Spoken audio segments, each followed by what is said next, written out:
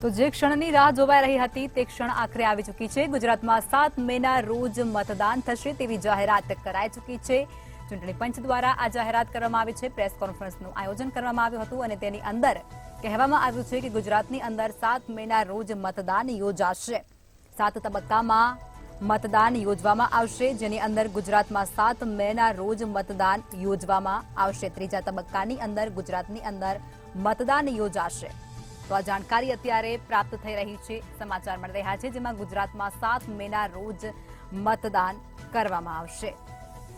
ત્રીજા તબક્કાની અંદર ગુજરાતનો સમાવેશ થશે। ગુજરાતની અંદર મતદાન કરવામાં આવશે। છેલ્લા ઘણા દિવસોથી જેની રાહ જોવાઈ રહી હતી તે ઘડી આખરે આવી ચૂકી છે। ચૂંટણી પંચની પત્રકાર પરિષદ શરૂ થઈ હતી અને તેમાં તારીખોની જાહેરાત કરવામાં આવી છે। મુખ્ય ચૂંટણી કમિશનર રાજીવ કુમાર દ્વારા લોકસભા ચૂંટણીની તારીખો જાહેર કરવામાં આવી છે, જેની અંદર ગુજરાતમાં 7 મેના રોજ ચૂંટણી યોજાવાની છે તેવું પણ કહેવામાં આવ્યું છે। સાથે જ 4 જૂનના રોજ કાઉન્ટિંગ પણ કરાશે।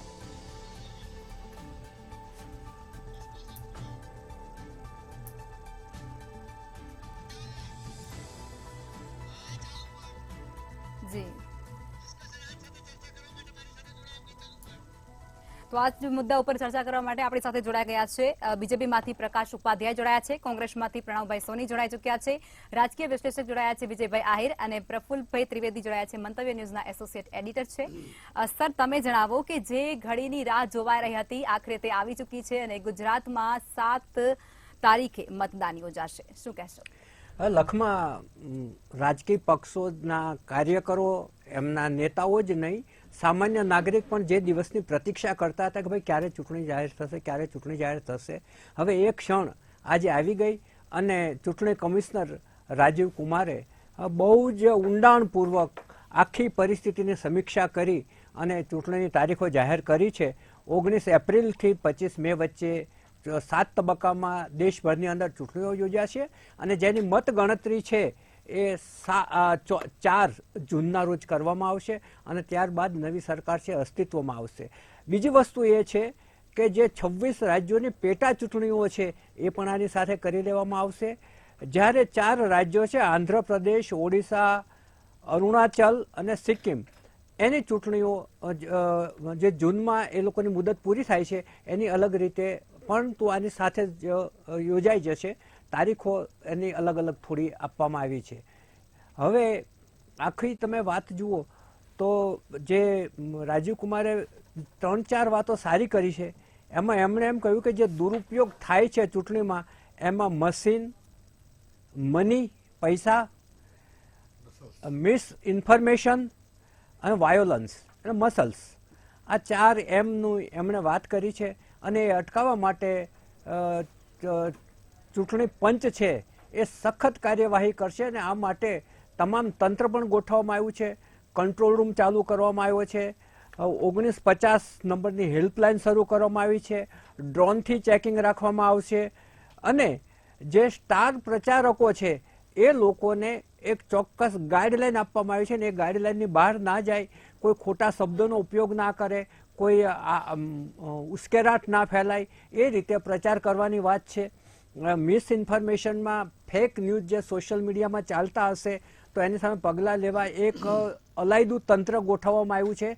એટલું જ નહીં, અખબારોની અંદર જે સમાચારો જાહેરાત રૂપે જે પેડ સમાચાર જેને કહેવાય એ પેડ સમાચાર છે તો એને નીચે એડવર્ટાઇઝ લખવું જ પડશે કે લોકોને ખબર પડવી જોઈએ કે આ સમાચાર નથી, આ એડવર્ટાઇઝ છે। કારણ કે લોકો છે સમાચારમાં વધારે વિશ્વાસ કરતા હોય છે, એડવર્ટાઇઝમાં એની વિશ્વસનીયતા છે થોડી નીચે જતી હોય છે, કેમ કે એડવર્ટાઇઝ કરનાર માણસ પોતાના હિતને ધ્યાનમાં રાખીને કે સામેનાના હિતને ડેમેજ કરીને અતિશયોક્તિ કરતા હોય છે, એટલે નીચે એડવર્ટાઇઝ એવું લખવું પડશે। અને એક શબ્દ એમણે જે બહુ સારો કર્યો છે કે ચૂંટણી છે એ તહેવાર છે અને એમાં લોકતંત્રનો એક રંગ ઉમેરાય છે। એ આખું અમુક વખત તો આમ તો બ્યુરોક્રેટ્સ છે એ લાગણીની વાતો બહુ ઓછી કરવા ટેવાયેલા હોય છે, ફેક્ટ અને આંકડા ઉપર જતા હોય છે, પણ એમણે વચ્ચે વચ્ચે શાયરીઓ પણ કહી, અમુક રહીમના દુહાઓ પણ બોલ્યા અને એમણે આખી જે શું ગોઠવણ કરવામાં આવી છે ચૂંટણી યોજાવા માટે, મતદાર વધુમાં વધુ મતદાન મથક સુધી ખેંચાઈ આવે, 82 વર્ષથી ઉપરના મતદાતા હશે અને એ ઈચ્છશે તો એના ઘરે જઈને પણ મત લેવાની વ્યવસ્થા ગોઠવાશે અને વધુમાં વધુ મતદારો છે એ મતદાન મથક સુધી પહોંચે અને લોકતંત્રનો આ સૌથી મોટો તહેવાર છે એની એ પર્વ તરીકે ઉજવણી કરે અને આખા વિશ્વની જે નજર છે અત્યારે ભારતની ચૂંટણી ઉપર લાગેલી છે અને એના સંદર્ભમાં ઘણી બધી વાતો રાજીવ કુમારે કહી અને લોકોને એમણે વધુમાં વધુ મતદાન કરવા માટે અપીલ પણ કરી. એમાં જે રજીસ્ટર્ડ થયેલા મતદારો છે એ 97 કરોડ છે. 1.82 કરોડ 1 કરોડ ને 82 લાખ જે પહેલી વખત મતદાન કરનાર છે અને 29 વર્ષથી નીચેના જેને યુવા મતદાર કહેવો એવા 21.50 કરોડ છે. એ એનાલિસિસ કરીને પણ એમણે લોકોને સમજાવ્યું અને ચૂંટણી ખૂબ જ શાંતિપ્રિય રીતે, ન્યાયપ્રિય રીતે અને એક યાદગાર બને. એમણે 3 શબ્દો વાપર્યા છે: યાદગાર, સ્વતંત્ર અને નિષ્પક્ષ ચૂંટણી યોજાય એવી એમણે નેમ વ્યક્ત કરી છે. ચોક્કસથી, બિલકુલ. પ્રકાશભાઈ, આપ એ જણાવો કે જે ક્ષણની રાહ ઉત્સુકતાપૂર્વક નેતાઓ, કાર્યકર્તાઓ અને અમે પણ જોઈ રહ્યા હતા, એ ક્ષણ આવી ચૂકી છે, શું કહેશો? સાચી વાત છે લક્ષ્મણ. અને આજે હું તમને કહું કે વિશ્વનું સૌથી મોટો દેશ અને સારામાં સારી લોકશાહી, સૌથી મોટી લોકશાહી અને એમાં અમારા ભારતીય જનતા પાર્ટી વિશ્વમાં સૌથી મોટો રાજકીય પક્ષ. અમે ખડે પગે તૈયાર છીએ અને બીજું સાહેબે આંકડાકીય બધું કહી દીધું એટલે એમાં હું સમય બગાડતો નથી.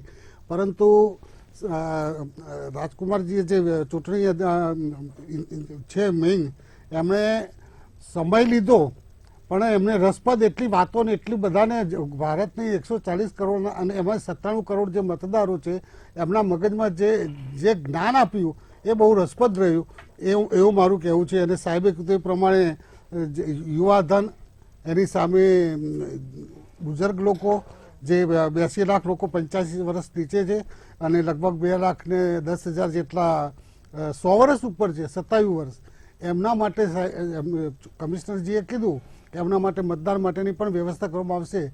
અને આ વખતની 2024ની જે લોકસભાની ચૂંટણી બહુ જ રસપ્રદ રહેશે એવું મારું માનવું છે. પ્રકાશભાઈ, એમણે એક રસપ્રદ બાબત એ પણ ઉમેરી હતી કે ચૂંટણી પ્રક્રિયા દરમિયાન લીકર એટલે દારૂ, કેશ, પૈસા અને સાડીઓનું વિતરણ થતું હશે તો અમે કડક પગલાં લઈશું. બહુ સારી વાત. આવું થાય છે ખરું? તમે મતદારોને આકર્ષવા માટે રાજકીય પાર્ટીઓ આવું કરે છે? ના ના, એમાં તમે એટલે એમાં હું નહીં, દરેક રાજકીય પાર્ટીઓ તમામ તમને કહું પ્રફુલભાઈ કે સામાન્ય જિલ્લા તાલુકા પંચાયત કે ગ્રામ પંચાયતની ચૂંટણીઓ છે ને તો આગલા દિવસે આ બધી એક મતદારોને જે સમજુ અને સુગ્ન જે મતદારો જે હોય છે એમના માટેની આ નથી હોતું. પણ જે પહેલાં ઠેકેદારી ચૂંટણીઓ ચાલતી હતી વર્ષો પહેલાં, એની અંદર ગામનો મુખિયા હોય કે જેનું વજન હોય, જોરદાર હોય, એ ખાટલો નાખીને બેસે ચૂંટણીના આગલા 3-4 દિવસ. અત્યારે થાય છે એવું એમણે કહ્યું, એટલે ધ્યાન રાખવામાં આવશે. એટલે થતું હશે તો ધ્યાન રાખજો, તો બહુ સારામાં સારી વસ્તુ છે. ચવાણાના પેકેટ વેચાતા હોય, ચવાણાના પેકેટ ને તમે કીધું એ પ્રમાણે લીકર પણ વેચાતા હોય છે, સાડીઓ પણ વેચાતી હોય છે. એ આગલા દિવસે બધું. જી પ્રકાશભાઈ, રોકવા માંગીશ. આ સમાચાર જે આવ્યા છે તેના ઉપર નજર કરી લઈએ. જાહેરનામું પ્રસિદ્ધ કરવા માટેની તારીખ આપી દેવામાં આવી છે. 12 એપ્રિલે જાહેરનામું પ્રસિદ્ધ કરાશે. ફોર્મ ભરવાની છેલ્લી તારીખ 19 એપ્રિલે રહેશે. ફોર્મ ચકાસણીની તારીખ 20 એપ્રિલે રાખવામાં આવી છે.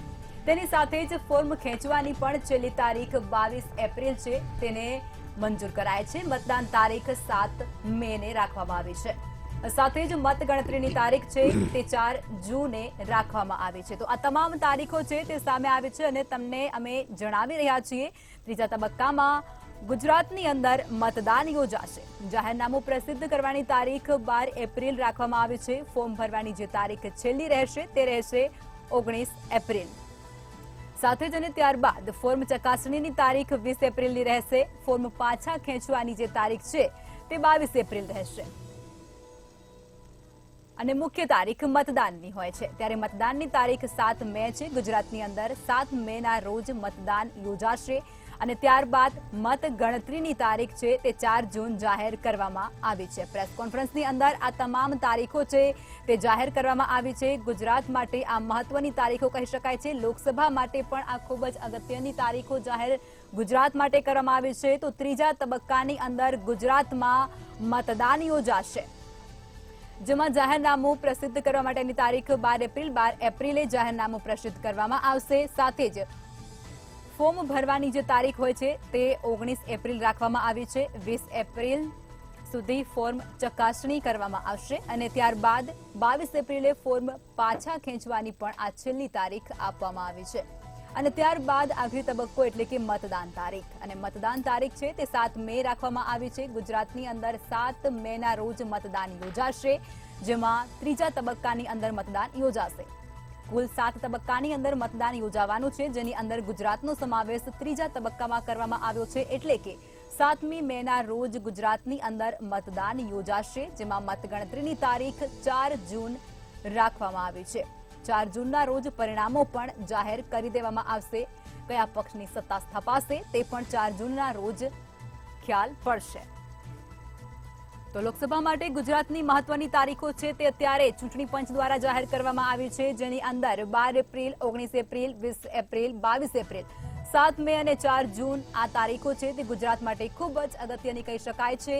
7 તબક્કાની અંદર મતદાન યોજાવાનો છે, જેમાં ગુજરાતમાં ત્રીજા તબક્કામાં મતદાન યોજાશે. મતદાનની તારીખ 7 મેની રહેશે.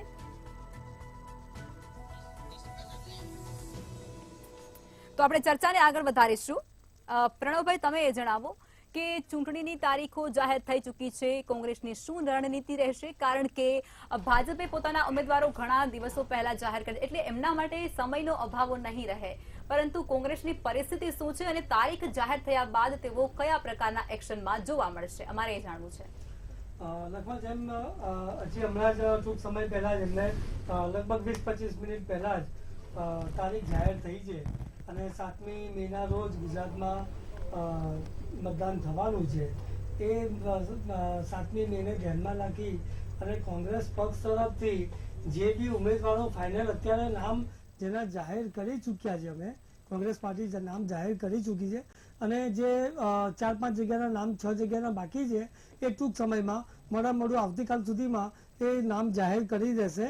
અને નામ ભલે હજી અત્યારે ડિક્લેર કે જાહેર નથી કર્યા, પણ જે તે નામની ચર્ચા થયેલી છે, જે તે નામ પક્ષે નક્કી કરેલા છે, પાર્ટીએ નક્કી કરેલા છે, એ લોકોને આડકતરી રીતે તો એ લોકોને માહિતી આપી છે અને એમની દિશામાં એમના વિસ્તારમાં એ ચૂંટણીલક્ષી કામ કરવાની કામગીરી કરી રહ્યા છે. પ્રણવભાઈ, આજે 15મી માર્ચ થઈ અને 19 મે થી ચૂંટણી ચાલુ થઈ જશે પહેલા ફેઝની, એટલે તમને સમય ઓછો નહીં પડે પ્રચાર અને પ્રસાર માટે? સમય ઓછો પડશે, પણ એવું પણ નથી કે ભાજપ પાર્ટીના દરેક ઉમેદવાર 26 ઉમેદવારના નામ જાહેર થઈ ગયા છે. ક્યાંક એમના બી બાકી છે અને ક્યાંક અમારા બી બાકી છે. જી ચોક્કસ, બિલકુલ. વિજયભાઈ, તમે એ જણાવો કે જ્યારે ચૂંટણીની તારીખો જાહેર થતી હોય છે ત્યારે આચારસંહિતા પણ લાગી જતી હોય છે, તો આ આચારસંહિતા છે શું અને તેમાં શેનો ઉલ્લેખ કરવામાં આવે છે? વિસ્તારથી કહેશો. જો, ઇન્ડિયામાં જે ચૂંટણી છે એને ડેમોક્રેસીનો એક મોટો ઉત્સવ ગણવામાં આવે છે અને આ જે લોકસભાની ચૂંટણી છે એ 140 કરોડ જનતાનું ભવિષ્ય 5 વર્ષ માટે નક્કી કરશે કે કઈ સરકાર સત્તાધીશ થશે. એની વિચારધારા મુજબ આગામી 5 વર્ષ માટે ભારતની દિશા નક્કી થશે અને કયા પ્રકારની પોલિસીઓ ઘડાશે, કઈ રીતે ભારતના જે યુવા વર્ગ છે એનું ભવિષ્ય ઘડાશે, એ બધાનો દારોમદાર આ ચૂંટણી ઉપર રહેતો હોય છે. હવે ચૂંટણી જે છે એ એક ખૂબ જ લેન્ધી પ્રોસેસ છે. ચીફ ઇલેક્શન કમિશનર રાજીવ કુમારજીએ ખૂબ જ વિસ્તારપૂર્વક સમજાવ્યું કે આખી ચૂંટણી કન્ડક્ટ કરવા માટે લગભગ એમના 1.5 કરોડ જેટલા ઇલેક્શન કમિશનના જે રિસોર્સિસ છે, હ્યુમન રિસોર્સિસ છે, હા, અધિકારીઓ આવી ગયા, એમાં પોલિંગ એજન્ટ આવી ગયા, બધા આવી ગયા, એટલે ટોટલ હ્યુમન રિસોર્સિસ લગભગ 1.5 કરોડ જેટલા લોકો કાર્યરત રહેશે ગ્રાઉન્ડ ઉપર. એટલે ખૂબ જ જટિલ પ્રક્રિયા છે. આપણે જોયું એમ વિસ્તારપૂર્વક 7 ફેઝીસમાં આ પ્રક્રિયા થશે અને અલગ અલગ ભૌગોલિક ઝોન મુજબ અલગ અલગ જગ્યાએ વોટિંગના દિવસો અલગ અલગ રહેશે. હવે જ્યારે પણ ચૂંટણી થતી હોય તો દરેક પક્ષ છે એ વોટર્સને પોતાના તરફ આકર્ષિત કરવા માટે ચુનાવ પ્રચાર કરતા હોય છે. હવે ચુનાવ પ્રચારમાં રાજીવ કુમાર સાહેબે 2-3 વસ્તુઓ કીધી કે ભાઈ એના જે આડઅસરો હોય છે એમાં મસલ પાવર, મની પાવર, મિસઇન્ફોર્મેશનનો જે એક મારો હોય છે વોટર્સ ઉપર કે એનું માનસ કેવી રીતે ચેન્જ કરી દેવામાં આવે એ, અને મોડલ કોડ ઓફ કન્ડક્ટ. એટલે તમે જે પૂછ્યું કે મોડલ કોડ ઓફ કન્ડક્ટ શું છે, મોડલ કોડ ઓફ કન્ડક્ટ છે એ ઇલેક્શન કમિશન દ્વારા બહાર પાડવામાં આવતી એક ગાઈડલાઈન છે. તમે કોઈ પણ ગેમ રમતા હો, આપણે લેમેનની ભાષામાં સમજીએ તો એને, તમે ધારો કે કોઈ પણ રમત રમતા હો તો એના સેટ રૂલ્સ હોય. ક્રિકેટ રમતા હો તો એના સેટ રૂલ હોય. એ રૂલની બહાર તમે જાઓ તો પછી તમે એ રમતમાંથી ડિસ્ક્વોલિફાય થઈ જાઓ. એ જ ટાઈપની આ વસ્તુ છે કે ભાઈ મોડલ કોડ ઓફ કન્ડક્ટ છે એ ચુનાવી ઇલેક્ટોરલ ડેમોક્રેસીમાં પાર્ટિસિપેટ કરતા બધા જ લોકો માટે રૂલ પ્રસ્થાપિત કરે છે. પછી એ પક્ષો હોય, ઉમેદવારો હોય, ઇવન સરકાર હોય, ગવર્મેન્ટના એક્ઝિક્યુટિવ બ્રાન્ચના અધિકારીઓ હોય, જ્યુડિશરી હોય, આ જે ચુનાવનો જેટલો પણ સમયગાળો છે તે દરમિયાન બધાએ model code of conduct follow કરવા પડે છે. હવે સત્તા પક્ષ છે એને આ મોડલ કોડ ઓફ કન્ડક્ટ કેવી રીતે લાગુ પડે છે? સત્તા પક્ષ આ ચુનાવી ગાળા દરમિયાન ગવર્નમેન્ટ મશીનરીનો કોઈ પણ પ્રકારે દુરુપયોગ કરી શકે નહીં. ઓર હજી તમે થોડુંક વિસ્તારપૂર્વક જાણો તો એવી રીતે ઉપયોગ ના કરી શકે જેના થકી જનમાનસને એમના પ્રત્યે વોટ કરવા માટે શું કહેવાય લીનેજ આવે કે ભાઈ એવી કોઈ જાહેરાત અત્યારે ના કરવામાં આવે, એવો કોઈ પ્રોજેક્ટ અત્યારે જાહેર ના કરવામાં આવે કે જેના થકી સામાન્ય જનમાનસમાં એવું થાય કે ભાઈ હું આ પક્ષને વોટ આપું. એવી જ રીતે બૂથ મેનેજમેન્ટના અમુક MCCની ગાઈડલાઇન્સ હોય છે કે ભાઈ બૂથ જ્યાં હોય એનાથી આટલા ડિસ્ટન્સથી બહાર જ તમે ચુનાવ પ્રચાર કરી શકો, એ એટલા ડિસ્ટન્સની અંદર ના કરી શકો. બૂથ દરમિયાન બૂથ ઉપર કોઈ પણ પક્ષના જે સિમ્બોલ્સ હોય છે એને એ ના દેખાવા જોઈએ કે જેથી કરીને જ્યારે વોટર વોટ આપવા જાય ત્યારે છેલ્લી ઘડીએ એ કોઈ સિમ્બોલ જોઈને એનું માનસ પરિવર્તન ના થઈ જાય. એટલે આવી બધી માઇન્યુટ ડિટેલ્સ અંદર પુટઅપ કરવામાં આવી હોય છે. સાથે સાથે એક્ઝિક્યુટિવ બ્રાન્ચના અધિકારીઓ હોય એમને પણ ગાઈડલાઇન્સ આપવામાં આવે છે કે ભાઈ તમે ચુનાવી પ્રક્રિયામાં જો ઇન્વોલ્વ હો તો તમારે એવી રીતે તમારી કાર્યનું નિર્વાહ કરવાનું છે કે જે ક્યાંય એવો નિર્દેશ ના આપે કે ભાઈ તમે કોઈ પક્ષ તરફ, ભલે તમે ઇન્ટરનલી કોઈ વિચારધારાને વરેલા હો, પણ તમે સાથે સાથે એક અધિકાર એક્ઝિક્યુટિવ બ્રાન્ચના એક સારા એવા અધિકારી છો અને તમારો પર જવાબદારી આપવામાં આવી છે કે તમે આ ચુનાવી કાર્યવાહી સ્મૂથલી અનબાયસ વેમાં એનો નિર્વાહ કરો. તો ક્યાંય લોકોને એવું ના લાગે કે ભાઈ you are working for certain party. એટલે આ બધી વસ્તુઓ at large model code of કન્ડક્ટમાં પુટઅપ હોય છે અને એમાં ઇલેક્શન કમિશનને બહુ બધા પાવર્સ આપવામાં આવ્યા છે. અને એમાં જો કોઈ મોડલ કોડ ઓફ કન્ડક્ટનું ઉલ્લંઘન થાય તો ઉમેદવારોની ઉમેદવારી રદ કરવાથી લઈને એમના ઉપર ફોજદારી કાર્યવાહી કરવા સુધીની સત્તા ઇલેક્શન કમિશન જોડે છે. એટલે આ એક ખૂબ જ પાવરફુલ સંસ્થા છે અને જે રીતની ઇલેક્ટોરલ ડેમોક્રેસીને સુચારુ રૂપે ચલાવવા માટેની ડિમાન્ડ છે એને સારી રીતે નિર્વાહ કરવા માટે આ સંસ્થા સંપૂર્ણ રીતે સક્ષમ છે. અને એનું જે મેન્યુઅલ છે ઇલેક્શન ચલાવવાનું એ છે મોડલ કોડ ઓફ કન્ડક્ટ. જી બિલકુલ, ચોક્કસથી. પ્રકાશભાઈ, આપે જણાવો કે તારીખો જાહેર થઈ ચૂક્યા બાદની તમારી રણનીતિ શું હશે? જુઓ લખમાજી, હું તમને કહું અમારી રણનીતિ, અમે તો અમારી માનસિકતા અને મીડિયા ચેનલવાળાએ પ્રશ્નો પૂછતા જ હોય છે કે તમે તો 24/7 અને 365 દિવસ તમારું તો ચૂંટણી લક્ષી જ બધું કાર્યક્રમ હોય છે. અમારો પક્ષ નરેન્દ્ર મોદી સાહેબ, અમિત શાહ સાહેબ અને નડ્ડાજી કેન્દ્રમાંથી જે પોતાની જે રણનીતિ હોય અને જે કલ્યાણકારી યોજનાઓ હોય એ તો અમે છેલ્લા 10 વર્ષથી સેન્ટ્રલની હોય રેખામાં અને છેલ્લા 1995થી અમારે ગુજરાત પ્રદેશમાં પણ ભાજપની સરકારો છે. એટલે જેટલા કાર્યોને જે છે એમાં કોઈ ઇન્કમ્બન્સી કોઈ આવી નથી અને આવવાની નથી, કારણ કે જનતા. અને બીજી તમને કહું, અમે જેવી રીતે ભાઈએ કીધું, રમતની વાત કરી, જ્યારે ક્રિકેટની મેચ હોય ને, ફાઇનલ મેચ, ત્યારે જેને જીતવાની આશા હોય ને સવારે 5 વાગે ઉઠીને ગ્રાઉન્ડ ઉપર પ્રેક્ટિસ કરવા, નેટ પ્રેક્ટિસ કરવા જતા. કેટલાક લોકો રાતના ઉજાગરાને લીધે 11, 11:30 તો એમની આંગળે ઉઠતી હોય છે, આળસ ખાતા હોય છે.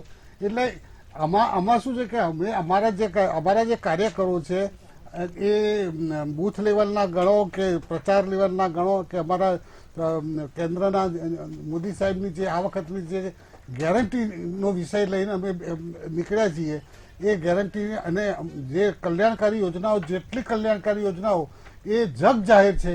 અને અમે આના માટે આ પ્રચાર પ્રસાર અને અમે ઘર સુધી લોકો સમજે છે અને લોકોને ખબર પણ છે કે છેલ્લા 10 વર્ષમાં મોદી સરકારે ભારતના વિકાસ માટે, ભારતના ગરીબમાં ગરીબ જનતા માટે અને ભારતના યુવાનો માટે, મહિલાઓ માટે, કિસાનો માટે જે પણ કાર્યો કર્યા છે, જે કોઈ બેનિફિટ આપે છે, એ બેનિફિટના આધારે અમે ચૂંટણીના જંગમાં જઈશું. અને અહીંયા અમારા જે માનનીય પાટીલ સાહેબ અને માનનીય મુખ્યમંત્રી ભૂપેન્દ્રભાઈ પટેલ મૃદ અને મક્કમ સ્વભાવવાળા અમારા જે કાર્યો ગુજરાતમાં, જે યોજનાઓ છે ને, જે ગુજરાતમાં જે ઇન્ફ્રાસ્ટ્રક્ચર, રોડ, રસ્તા, બ્રિજ, અને તમે જુઓ તો આજના રોડ, રસ્તા, બ્રિજ છે, કેન્દ્ર સરકારના આયોજનથી જે નેશનલ હાઈવે છે, જે રેલવે છે, જે એરપોર્ટનું નવીનીકરણ, જે રેલવે સ્ટેશનોનું નવીનીકરણ જે થયેલું છે, અને જે બંદરો અને જેટલા રોડ, રસ્તા, મેં તમને વાત કરી પ્રમાણે અમે અમારા કહેવા કરતાં પણ પ્રજા, અમારી ગુજરાતની પ્રજા વત્તા ભારતની પ્રજા સમજી ગઈ છે કે અને લખવા બીજી કહું, 4 જૂને 400 પાર. બિલકુલ બિલકુલ. પ્રકાશભાઈએ જે પ્રમાણે વાત કરી છે, પ્રણવભાઈ તમારું શું કહેવું છે? આ તારીખો જાહેર થયા બાદ કોંગ્રેસની રણનીતિ શું રહેશે અને કઈ પ્રકારે તેઓ મેદાનમાં બાજી મારવા માટે? સૌથી પહેલા તો જે પ્રકાશભાઈએ વાત કરી ને, અને જે એમની સરકારના અને નરેન્દ્ર મોદી સાહેબ વડાપ્રધાન છે, તે 140 કરોડ જનતાના વડાપ્રધાન છે. કઈ મારા કે તમારા કે કોઈ એક વ્યક્તિના વડાપ્રધાન નથી. હવે પ્રચાર તો એટલો સરસ એમને અત્યારે ટીવી ડિબેટમાં બેઠા છે ઘડી, અને સામે કર્યો કે ભાઈ 24/7 એટલે 24 કલાક, અઠવાડિયાના 7 દિવસ ચૂંટણી લક્ષી, 365 દિવસ કલ્યાણકારી કામ અને જનતાની સેવા માટે બૂથ લેવલ સુધી બી અને ચૂંટણી લક્ષી કામ કરવા માટે ભારતીય જનતા પાર્ટી તત્પર છે. ભારતીય જનતા પાર્ટીની તમારી વાત કરો, તમે જે લખવાને જવાબ આપ્યો એટલે હું તમને સામે જવાબ આપું છું કે ખરેખર જનતાને બતાવવા માંગુ છું કે ભાઈ તમે 24/7 કહો છો. ગઈકાલે મેં 2 ડિબેટ ટીવી ડિબેટમાં કરી, અને અસંખ્ય મારી પાસે ટીવી ડિબેટના એ છે કે જ્યારે ગુજરાતમાં પેપર ફૂટે છે, જ્યારે ગુજરાતમાં લઠ્ઠાકાંડ થાય છે, જ્યારે ગુજરાતના આંગણવાડીની મહિલાઓ આંદોલન કરે છે, જ્યારે શિક્ષકો આંદોલન કરે છે, જ્યારે વિદ્યાર્થીઓ આંદોલન કરે છે, એ લોકોની અટકાયત તો તમે કરો છો, પણ અટકાયત કરવાની સાથે સાથે જે તે દિવસે જે તે આંદોલન થયા હોય એ દિવસની કોઈ પણ ટીવી મીડિયા ચેનલની અંદર ભાજપના પ્રવક્તા ઉપસ્થિત રહેતા નથી. એટલે ફક્ત ને ફક્ત 24/7 તમે જનતાની સેવા માટે કામ નથી કરતા, તમે ફક્ત ને ફક્ત તમારી ચૂંટણી જીતવા માટે કામ કરો છો. હું તમને ગઈકાલના 2 એક્ઝામ્પલ આપું. ગઈકાલે આટલી બધી ગાંધીનગરમાં શિક્ષકો, બિલકુલ આપણે મુદ્દાથી થોડા અડગા જઈ રહ્યા છીએ. પ્રકાશભાઈ, પ્રણવભાઈ, તમે મને એ વસ્તુનો જવાબ આપો કે તમારી રણનીતિ શું રહેશે? આ થઈ ગયું એ તો થઈ ગયું, ચલો આપણે ચૂંટણીની રણનીતિ શું હશે? ચૂંટણીની રણનીતિ એટલે કે જે છેલ્લા 2 વખતની ટર્મની એટલે 2019માં જે પણ રિઝલ્ટ આવ્યું, 26માંથી 26 ભાજપને સીટ મળી છે. અને ક્યાંક ને ક્યાંક અંશે એવું કદાચ હું પોતે પાર્ટીના એક પ્રવક્તા તરીકે હું એવું સ્વીકારું છું કે ક્યાંક અમારી નબળાઈ હશે. હવે જે નબળાઈ હતી એ નબળાઈ અમે સુધારી અને આ વખતે બહુ જ સારી રીતે સારા ઉમેદવારોને લઈ અને ચૂંટણી જીતવાનો પ્રયત્ન કરીશું. જી બિલકુલ, ચોક્કસથી. પ્રફુલભાઈ, તમે એ જણાવો કે કોંગ્રેસ દ્વારા જે મુદ્દાઓ રાખવામાં આવ્યા છે તે શિરોમાન્ય છે અને ક્યારેક જનતા આકર્ષાય પણ જાય, પણ જ્યારે ભાજપ દ્વારા નરેન્દ્ર મોદીનો ચહેરો લઈ અને કમળનું નિશાન લઈ અને મેદાનમાં જ્યારે ઉતરે છે તે લોકો, ત્યારે ફક્ત અને ફક્ત લોકો મોદીની ગેરંટી પર ભરોસો મૂકતા હોય છે. તો તમને લાગે છે કે આ બધા જે કારણો કોંગ્રેસ દ્વારા દર્શાવવામાં આવ્યા છે તેને ધ્યાનમાં લઈ અને કોઈ પ્રજા તેમના તરફ આકર્ષાશે, કે પછી જેમ આ ભાઈએ કીધું એ રીતે કે 4 જૂને 400 કે પાર એ ફાઇનલ છે? વડાપ્રધાન શ્રી નરેન્દ્રભાઈ મોદી છે ને, એક તો એમનું વ્યક્તિત્વ કેરેસ્મેટિક છે, લોકોને આકર્ષે છે. બીજું એક પ્રખર વક્તા છે, એમને જે શબ્દોની પસંદગી છે, મુદ્દાઓની પસંદગી છે, એનું જે લોજિક છે. અને તમે જુઓ કે એટલું બધું એ માણસ આટલી ઉંમરે એટલું દોડે છે, રોજની કેટલી સભાઓ કરે છે. તમે જુઓ કે હજુ કોંગ્રેસ છે ને, કોંગ્રેસ હજુ મેદાનમાં દેખાતી નથી. આજે ચૂંટણી જાહેર થઈ તો પણ એ અંદરખાને બધું તૈયારીઓ કરે છે, એ સાથે આપણે સહમત છીએ. પરંતુ તમે જુઓ કે વડાપ્રધાન શ્રી નરેન્દ્રભાઈ મોદી, ગૃહમંત્રી શ્રી અમિતભાઈ, કેટલા રાજ્યોની એમણે ચૂંટણી જાહેર થાય પહેલા મુલાકાતો લઈ લીધી, કેટલાય ઉદ્ઘાટનો કર્યા, કેટલા ભૂમિપૂજનો કર્યા. ઉદ્ઘાટનો કરીને એમણે પોતે શું કામ કર્યા છે એના સંકેતો લોકોને આપી દીધા, હવે શું કરવાના છે એના સંકેતો લોકોને આપી દીધા. એટલે એમનો ચૂંટણી પ્રચાર છે ને એ ઘણા સમયથી ચાલુ થઈ ગયો. એટલે એમને સમય ઘટવાનો કે બીજો કોઈ પ્રશ્ન રહેતો નથી. પરંતુ એમની પાસે સૌથી મોટી જો અસ્કયામત હોય સૌથી મોટી, તો એ મોદી સાહેબનું વ્યક્તિત્વ છે અને એ આકર્ષે છે.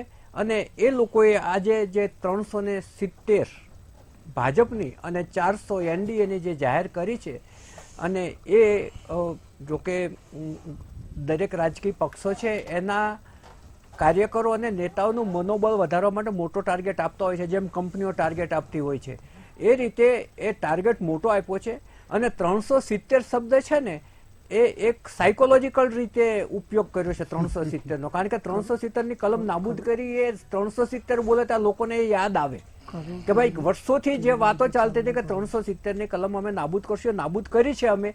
એ ઉપર એ માટે અમને 370 શબ્દ અને આંકડો પસંદ કર્યો છે એવું મને લાગે છે. અને જે ભાજપની જે માઇક્રો મેનેજમેન્ટની જે સિસ્ટમ છે, કાલે મને એક ભાજપના નેતાએ કહ્યું કે મને 60 કુટુંબોની એટલે માંથી કેટલા મતદારો છે એ મતદારોની જવાબદારી મારી હોય છે. મારે માત્ર એ 60 ઘરો ઉપર જ ધ્યાન રાખવાનું કે મતદાન કરવા નીકળ્યા કે નહીં.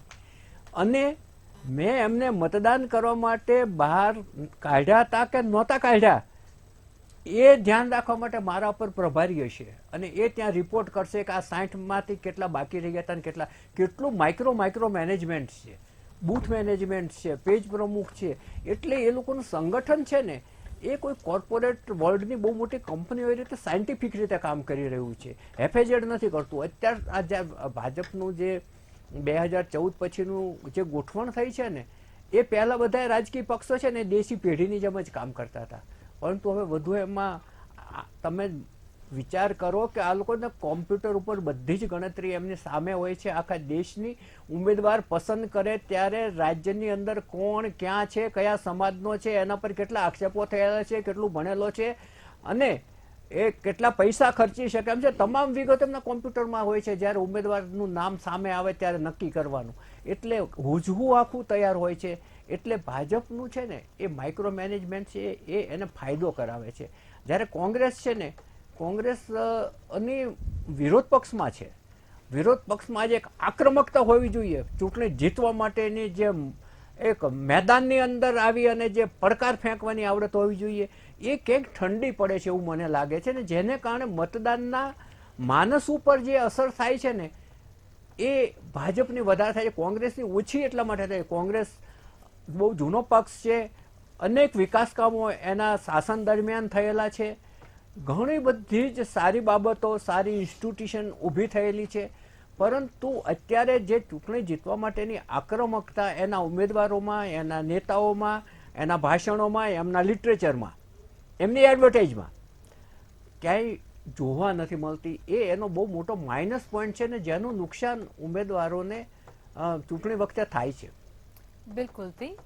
વિજયભાઈ, તમારી પાસે મેં જાણ્યું કે આચારસંહિતા શું છે, ત્યારબાદ હવે મારે એ પણ જાણવું છે કે રાજકીય પક્ષો તો નહીં સ્વીકારે, આપણે એમને પૂછીશું કે ખરા, પણ એ નહીં સ્વીકારે કે શું વિતરણ કરવામાં આવે છે. મતદાતાઓને પોતાની તરફ આકર્ષવા માટે કઈ કઈ વસ્તુઓ તેમને આપવામાં આવતી હોય છે એ વસ્તુ તમે આપણે સૌ કોઈ વાકેફ છીએ. સાતત્ય કેટલું? જો ઇન્ડિયન ડેમોક્રેસી છે ને એની ડાયવર્સિટી એટલી બધી છે કે તમે જુઓ અહીંયા દરેકને જ્ઞાતિ મુજબ, તમારી ભૌગોલિક અવસ્થાઓ મુજબ, તમે સમાજના કયા તબક્કામાંથી આવો છો એ મુજબ દરેકની જરૂરિયાતો અલગ અલગ હોય છે. અને આ બધાને જ જોડતું, બધાને સમાન કરતું આપણું ઇન્ડિયન કોન્સ્ટિટ્યુશન છે. એટલે ગમે તેટલો તવંગર માણસ હોય, ગમે તેટલી MNC મોટી કંપની હોય, ગમે એટલા કરોડો હજારો કરોડનું ટર્નઓવર ધરાવતો કોઈ ફાઉન્ડર હોય કંપનીનો, એને અને રોડ ઉપર હાથ લારી ચલાવતા વ્યક્તિને ઇલેક્શનમાં મતનો સમાન અધિકાર છે. એટલે એક લેવલ પ્લેઇંગ ફિલ્ડ કોન્સ્ટિટ્યુશનથી જનરેટ કરવામાં આવે છે. પણ આપણે બધા જ જાણીએ છીએ કે ભાઈ આપણે જે અત્યારે જે કહેવાય ને કે ભાઈ કલિયુગમાં આપણે બધા જીવીએ છીએ, અને કલિયુગમાં એવું કહેવામાં આવે છે કે ભાઈ સંઘ હોય, સંઘે શક્તિ કલયુગે. એટલે તમારે તમને હું રોકવા માંગીશ. CR પાટીલ પ્રેસ કોન્ફરન્સ કરી રહ્યા છે, આપણે સીધા જઈશું ત્યાં. એ પણ આખા દેશના લોકોએ જોઈ છે. એના આધારે કહી શકાય કે ભારતીય જનતા પાર્ટીનો કાર્યકર્તા 26 સીટ 5 લાખથી વધુથી જીતવા માટે સક્ષમ છે. કેમ કે એમને મોદી સાહેબનું નેતૃત્વ અને માર્ગદર્શન, એમને કરેલા કામો, એના પરિણામો અને અમિતભાઈ શાહ સાહેબનું માર્ગદર્શન મળ્યું છે. મુખ્યમંત્રી શ્રી ભૂપેન્દ્રભાઈ પટેલ એમના દ્વારા પણ જે લોક ઉપયોગી પગલાં લેવાયા છે એની અસર પણ આ ઇલેક્શનના મતદાન ઉપર જોવા મળશે. અમારું આ વખતનું ટાર્ગેટ હશે કે બધી જ સીટોમાં 80% સુધી મતદાનને લઈ જવું, અને એના માટે અમે કમરે પણ કસી છે. અમારા પેજ કમિટીના સભ્યો સુધી પહોંચીને એમને સક્રિય કરીને આ મતદાન વધે એના માટે પણ અમે બધા પ્રયત્નશીલ છે. અને મને વિશ્વાસ છે કે આપ સૌના સાથ અને સહકાર સાથે અમે ચોક્કસપણે 26માંથી 26 સીટ 5 લાખની લીડ સાથે જીતીશું એવો મને પૂરો વિશ્વાસ છે. જે તારીખો આવી છે એ તારીખોના આધારે કહી શકાય કે અનુકૂળ તારીખો છે. વચ્ચે કદાચ થોડી મેરેજ માટે એ તારીખો પણ આવશે, એ હજુ ચેક કરવાનો બાકી છે. પરંતુ જે પણ નિર્ણય ઇલેક્શન કમિશનરે કર્યો છે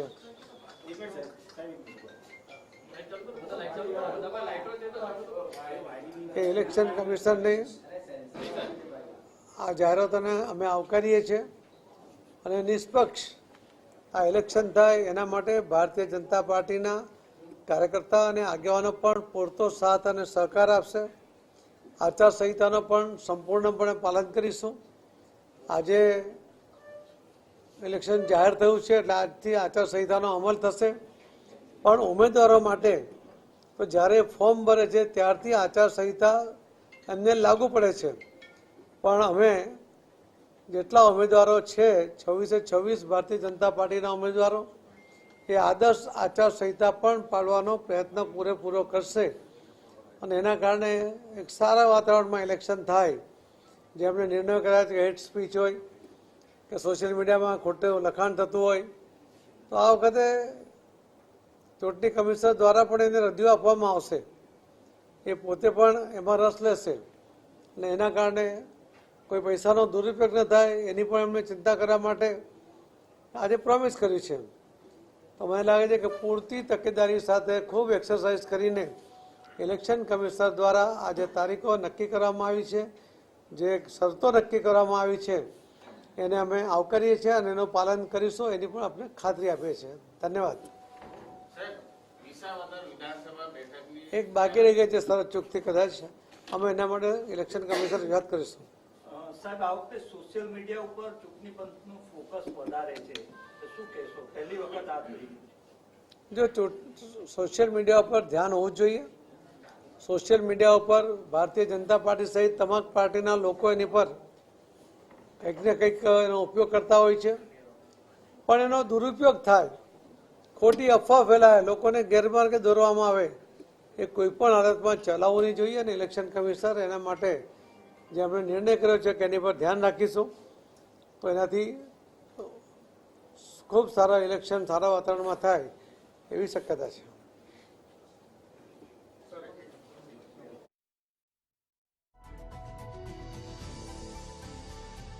તો ચૂંટણીની તારીખો જાહેર થતાની સાથે જ CR પાટીલ દ્વારા પ્રેસ કોન્ફરન્સનું આયોજન કરવામાં આવ્યું છે. લોકસભા ચૂંટણીની તૈયારીઓને લઈ અને તેમના દ્વારા કહેવામાં આવી રહ્યું છે 7 તબક્કામાં જે લોકસભાની ચૂંટણી યોજાવાની છે જેને લઈ અને આચારસંહિતાનું તેમના દ્વારા ચુસ્તપણે પાલન કરવામાં આવશે. ત્રીજા તબક્કામાં જ્યારે ગુજરાતમાં મતદાન યોજાવાનું છે જેમાં ગુજરાતની 26 બેઠકો પર 7 મેના રોજ મતદાન પણ થવાનું છે જેને લઈ અને તેઓએ પ્રેસ કોન્ફરન્સ પણ યોજી છે.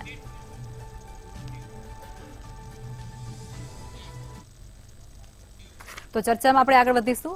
વિજયભાઈ, તમારી જે વાત અધૂરી હતી તેને તમે પૂરી કરો અને ત્યારબાદ આપણે આગળ વધીશું.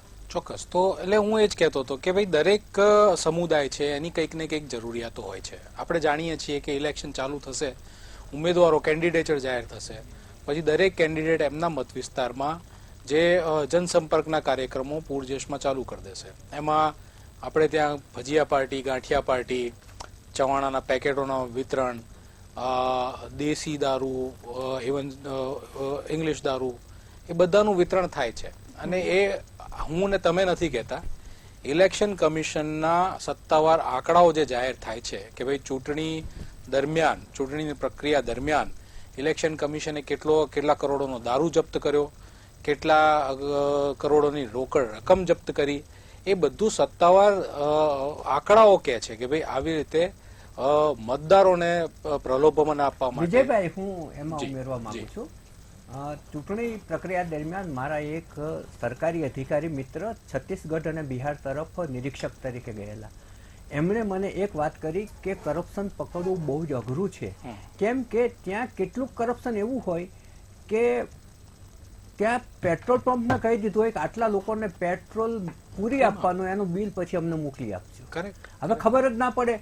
એવી રીતે ગેસના બાટલાના પૈસા બારોબાર ચૂકવાઈ જાય. વિજયભાઈ, સાચી વાત છે. એટલે આ એક મેં તમને અલગ તબક્કાની વાત કરી. હાલમાં જ અત્યારે જે બહુ ન્યૂઝમાં ગરમ મુદ્દો ચાલી રહ્યો છે, ઇલેક્ટ્રોલ બોન્ડનો ચાલી રહ્યો છે. એમાં પણ ઘણા લોકો કહી રહ્યા છે કે ભાઈ આ ક્વિડ પ્રો ક્વો ટાઈપનું એક આખું જે નેટવર્ક હતું એવું હતું કે ભાઈ અમુક સંસ્થાનોને કોન્ટ્રાક્ટ જે બોન્ડ્સ લીધા એના પછી તરત મળ્યા. એટલે આપણે એમાં ઊંડાણપૂર્વક નથી જતા કારણ કે હજી એમાં પ્રોબ અને સબજુડાઇસ મેટર છે. પણ આપણે એવા પણ દાખલા જોયા છે વિધાનસભાની ચૂંટણી દરમિયાન. ગઈ જ વિધાનસભાની ચૂંટણી દરમિયાન સુરતમાં એક મોટી રોકડ રકમ પણ પકડવામાં આવી હતી. એટલે મર્સિડીઝ ગાડીમાં આવીને લોકો 50-100 કરોડની હેરફેર પણ કરી લે છે અને 500 રૂપિયામાં ચવાણાના પેકેટ સાથે મતદારોને પહોંચાડીને એમને પણ ઇન્ફ્લુઅન્સ કરવાનો ટ્રાય કરવામાં આવે છે. આ એક જે છે કહેવાય ને અંડરબેલી ઓફ ધ ડેમોક્રેસી, એક વરવી સાઈડ ઇલેક્ટોરલ ડેમોક્રેસીની છે. અને ત્યાં જ ઇલેક્શન કમિશનનો રોલ કેટલો ઇમ્પોર્ટન્ટ છે આપણને ખ્યાલમાં આવે કે ફ્રી અને ફેર ઇલેક્શન થાય ત્યારે જ આપણે એ સુચારુ રૂપે નિર્ધારિત કરી શકીએ કે આપણી ડેમોક્રેસી ફંક્શનિંગ ડેમોક્રેસી છે. વિજયભાઈ, પણ છાપામાં જે વપરાતો એક ફ્રેઝનો ઉપયોગ કરું છું, હું પોતે નથી કહેતો કે ચૂંટણી પંચ છે એ દાંત અને નખ વગરનો સિંહ છે. જો પ્રફુલજી, આપને ખ્યાલ છે TN શેષાન હતા જે ચીફ ઇલેક્શન કમિશન હતા, એમના માટે કહેવામાં એવું આવતું હતું કે ભાઈ જો એમને લાગે કે ભાઈ કોઈ વસ્તુ ખોટી થઈ રહી છે તો એ CM સુદ્ધાને પણ નતા મૂકતા. તો એવા ઇન્સિડન્ટ્સ આપણે ત્યાં થઈ ચૂક્યા છે. હવે એના ઉપરથી એટલું તો કહી શકાય કે ભાઈ ઇલેક્શન કમિશન જોડે અગણિત પાવર્સ છે કે ફ્રી એન્ડ ફેર ઇલેક્શન એ સારી રીતે સુચારુ રૂપે કરી શકે. હવે જોવાનું એ રહે કે ભાઈ ચીફ ઇલેક્શન કમિશનની ખુરશી ઉપર બેસનારા વ્યક્તિ હાલમાં રાજીવ કુમારજી છે અને જે પેનલ છે એનું વેરવિટલ કેવું છે, નિષ્પક્ષ કેટલા રહે, હા એ નિષ્પક્ષ કેટલા રહે છે, એ શું અનબાયસ રીતે એમની ચેરને પૂરેપૂરા સમર્પિત છે, એમને જે કાર્ય માટે એમને સત્તા આપવામાં આવી છે. અત્યારે જે ઇલેક્શન કમિશનનું ચયન થાય છે એમાં 3 પેનલ્સ મેમ્બર છે. એમાં પ્રાઇમ મિનિસ્ટરજી છે, સાથે સાથે વિપક્ષના જે નેતા છે એ છે અને chief justice of India supreme કોર્ટના. એ ત્રણે ભેગા મળીને ડિસાઈડ કરે છે કે ભાઈ કોનું નામ આપણે સીઈસી માટે આપણે મૂકીએ. એટલે બધાની ના વિચારોને પુટઅપ કર્યા બાદ સીઈસી નું નિર્વાચન થાય છે. એટલે હવે એમને જે બિસ્ટોડ અપોન પાવર છે સીઈસી ના, એ યુટિલાઇઝ કરીને ફ્રી એન્ડ ફેર ઇલેક્શન કરાવે તો આજે જે 4 મુદ્દા જે કહેવામાં આવ્યા, મસલ પાવરનો ગેરઉપયોગ, રૂપિયાનો ગેરઉપયોગ, સાથે સાથે મિસઇન્ફોર્મેશન, જે જૂથને એકબીજા સામે ભડકાવીને બાયસ કરવામાં આવે છે, એ બધું જ ચેક એન્ડ બેલેન્સ કરીને સીઈસી પુટઅપ કરી શકીએ એટલી સત્તા એમની જોડે છે. હવે ખાલી પ્રશ્ન એ જ છે એમનું વેરવિટલ કેટલું છે. જી બિલકુલ, એનો ઉપયોગ કઈ રીતે થાય છે. પ્રકાશભાઈ, તમે જણાવો કે આ વખતની ચૂંટણીના મુખ્ય 5 મુદ્દા કયા હશે? મુખ્ય 5 મુદ્દા જણાવી લઉં એ પહેલા પ્રફુલભાઈ બહુ સારી વાત કરી કે નખ અને દાંત વગરનું સિંહ છે. સાહેબ, જ્યારે ઇમરજન્સી લાગી હતી કોંગ્રેસના શાસનમાં ત્યારે નખ, દાંત, આંખ, કલમ, આંગળીઓ બધું કાપી નાખ્યું હતું, બરોબર. અને જે આજે બધા ઇન્ડી એરલાઇન્સમાં જે ભેગા થયા છે એ બધા એ પૈકીના કોંગ્રેસ સિવાયના જેટલા પક્ષો છે બધા જેલમાં હતા. ચાહે લાલુ યાદવને તમે ગણો કે જે ગણો એ બધા જેલમાં જ હતા. અને આજની તારીખની તમને વાત કરું. અને બીજી વસ્તુ તમને બીજી એક વસ્તુ જણાવું કે 2009માં પછી અમારું જે ગુજરાતમાં જે ગ્રાફ પડ્યો 2009માં ફર્સ્ટ ટાઈમથી 15/11 સીટો આવી હતી. 15 ભાજપની હતી ને 11 કોંગ્રેસની. પછી જે ટર્નિંગ પોઈન્ટ થયો ભાજપમાં, સાહેબ ગુજરાતમાં કે ભારતમાં સુશાસન વગર કોઈ મતદાર કઈ એટલો ગાળો નથી.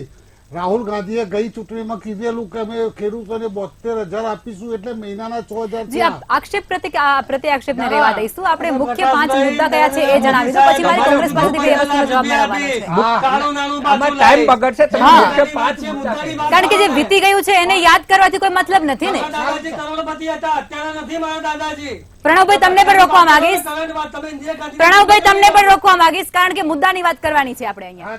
5 મુદ્દા આપી દો. વાત કરું એટલે અમારા 5 મુદ્દામાં જે કિસાનોને જે 6,000 રૂપિયા મળે છે એમની ગેરંટીની મોદી સાહેબની એ ગેરંટીમાં વિશ્વાસ છે ખેડૂતોને. અમારી જે બહેનો છે જેમના ઘેર જે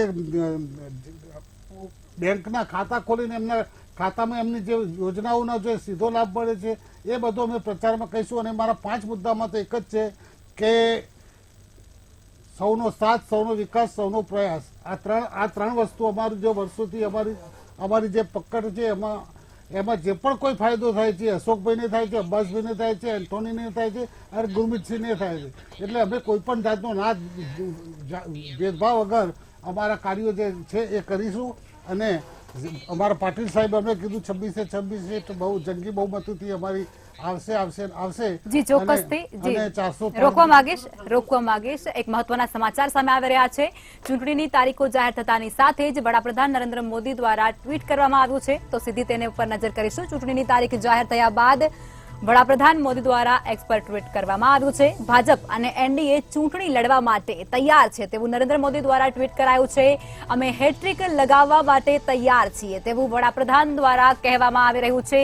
આ સૌથી મોટા સમાચાર મળી રહ્યા છે, જેમાં લોકતંત્રના સૌથી મોટા પર્વની શરૂઆત થઈ ચૂકી છે તેવું વડાપ્રધાન દ્વારા કહેવામાં આવ્યું છે. સાથે જ તેઓએ જણાવ્યું કે ભાજપ અને એનડીએ ચૂંટણી લડવા માટે સક્ષમ છે, તૈયાર છે. સાથે ચૂંટણીની તારીખ જાહેર થયા બાદ એક્સ પર વડાપ્રધાન દ્વારા એક પોસ્ટ મૂકવામાં આવી છે. તેઓ એ પોસ્ટમાં જણાવી રહ્યા છે કે ભાજપ અને એનડીએ બંને ચૂંટણી લડવા માટે તૈયાર છે. અમે હેટ્રિક લગાવવા માટે તૈયાર છીએ. તમામ ઉમેદવારો અમારા તૈયાર છે તેવું પણ તેમના દ્વારા કહેવાય રહ્યું છે. લોકતંત્રના સૌથી મોટા પર્વની શરૂઆત થઈ ચૂકી છે તેવું વડાપ્રધાન દ્વારા કહેવાયું છે. ચૂંટણીની તારીખો જાહેર થતાની સાથે જ વડાપ્રધાન દ્વારા પણ એક્સ પર પોસ્ટ શેર કરવામાં આવી છે. વડાપ્રધાન દ્વારા એક્સ પર પોસ્ટ શેર કરવામાં આવી છે. તેઓ જણાવી રહ્યા છે કે ભાજપ અને એનડીએ ચૂંટણી લડવા માટે તૈયાર છે. તો ચર્ચાને આપણે આગળ વધારીશું અને મુખ્ય 5 મુદ્દા જે તમારા બાકી છે એ જણાવો ને પછી ત્યારબાદ હું કોંગ્રેસના પણ એ જ વસ્તુ પૂછવાની છું. અમારા 5 મુદ્દા જે છે, જે વડાપ્રધાન શ્રી મોદી સાહેબની જે ગેરંટી વાળા જે મુદ્દા છે અને જે જનકલ્યાણના જે કાર્યો જે થયા છે એ કાર્યો અમે જન સુધી ગુજરાતની અંદર જે વોટર છે એમના ઘર સુધી પહોંચાડીશું.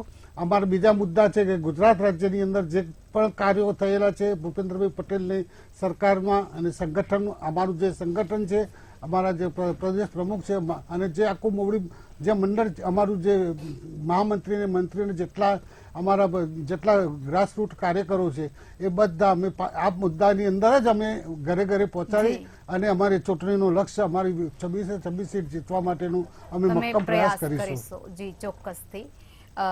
પ્રણવભાઈ, તમે પણ મને આ જ વસ્તુનો જવાબ આપો કે કોંગ્રેસ કયા 5 મુદ્દાને લઈ અને પ્રજાની સમક્ષ જશે અને વોટની માગણી કરશે અને સત્તામાં આવવાના પ્રયાસ કરશે? તો લગભગ કોંગ્રેસ પાર્ટીના છે ને 5 મુદ્દા છે ને એ ખરેખર જનતાના જે અત્યારે જનતા જે 10 વર્ષથી જે પરિસ્થિતિથી પીડાઈ રહી છે એ અમારા 5 મુદ્દા છે. એક તો સૌથી પહેલા મેરો મુદ્દો છે બેરોજગારી, જે બધા જાણે છે, દરેક ટીવી ચેનલ, દરેક મીડિયા બધા જાણે છે કે બેરોજગારી મોટામાં મોટો પ્રશ્ન છે. બીજો મુદ્દો છે મોંઘવારી. ત્રીજો મુદ્દો છે સફેદ ભ્રષ્ટાચાર.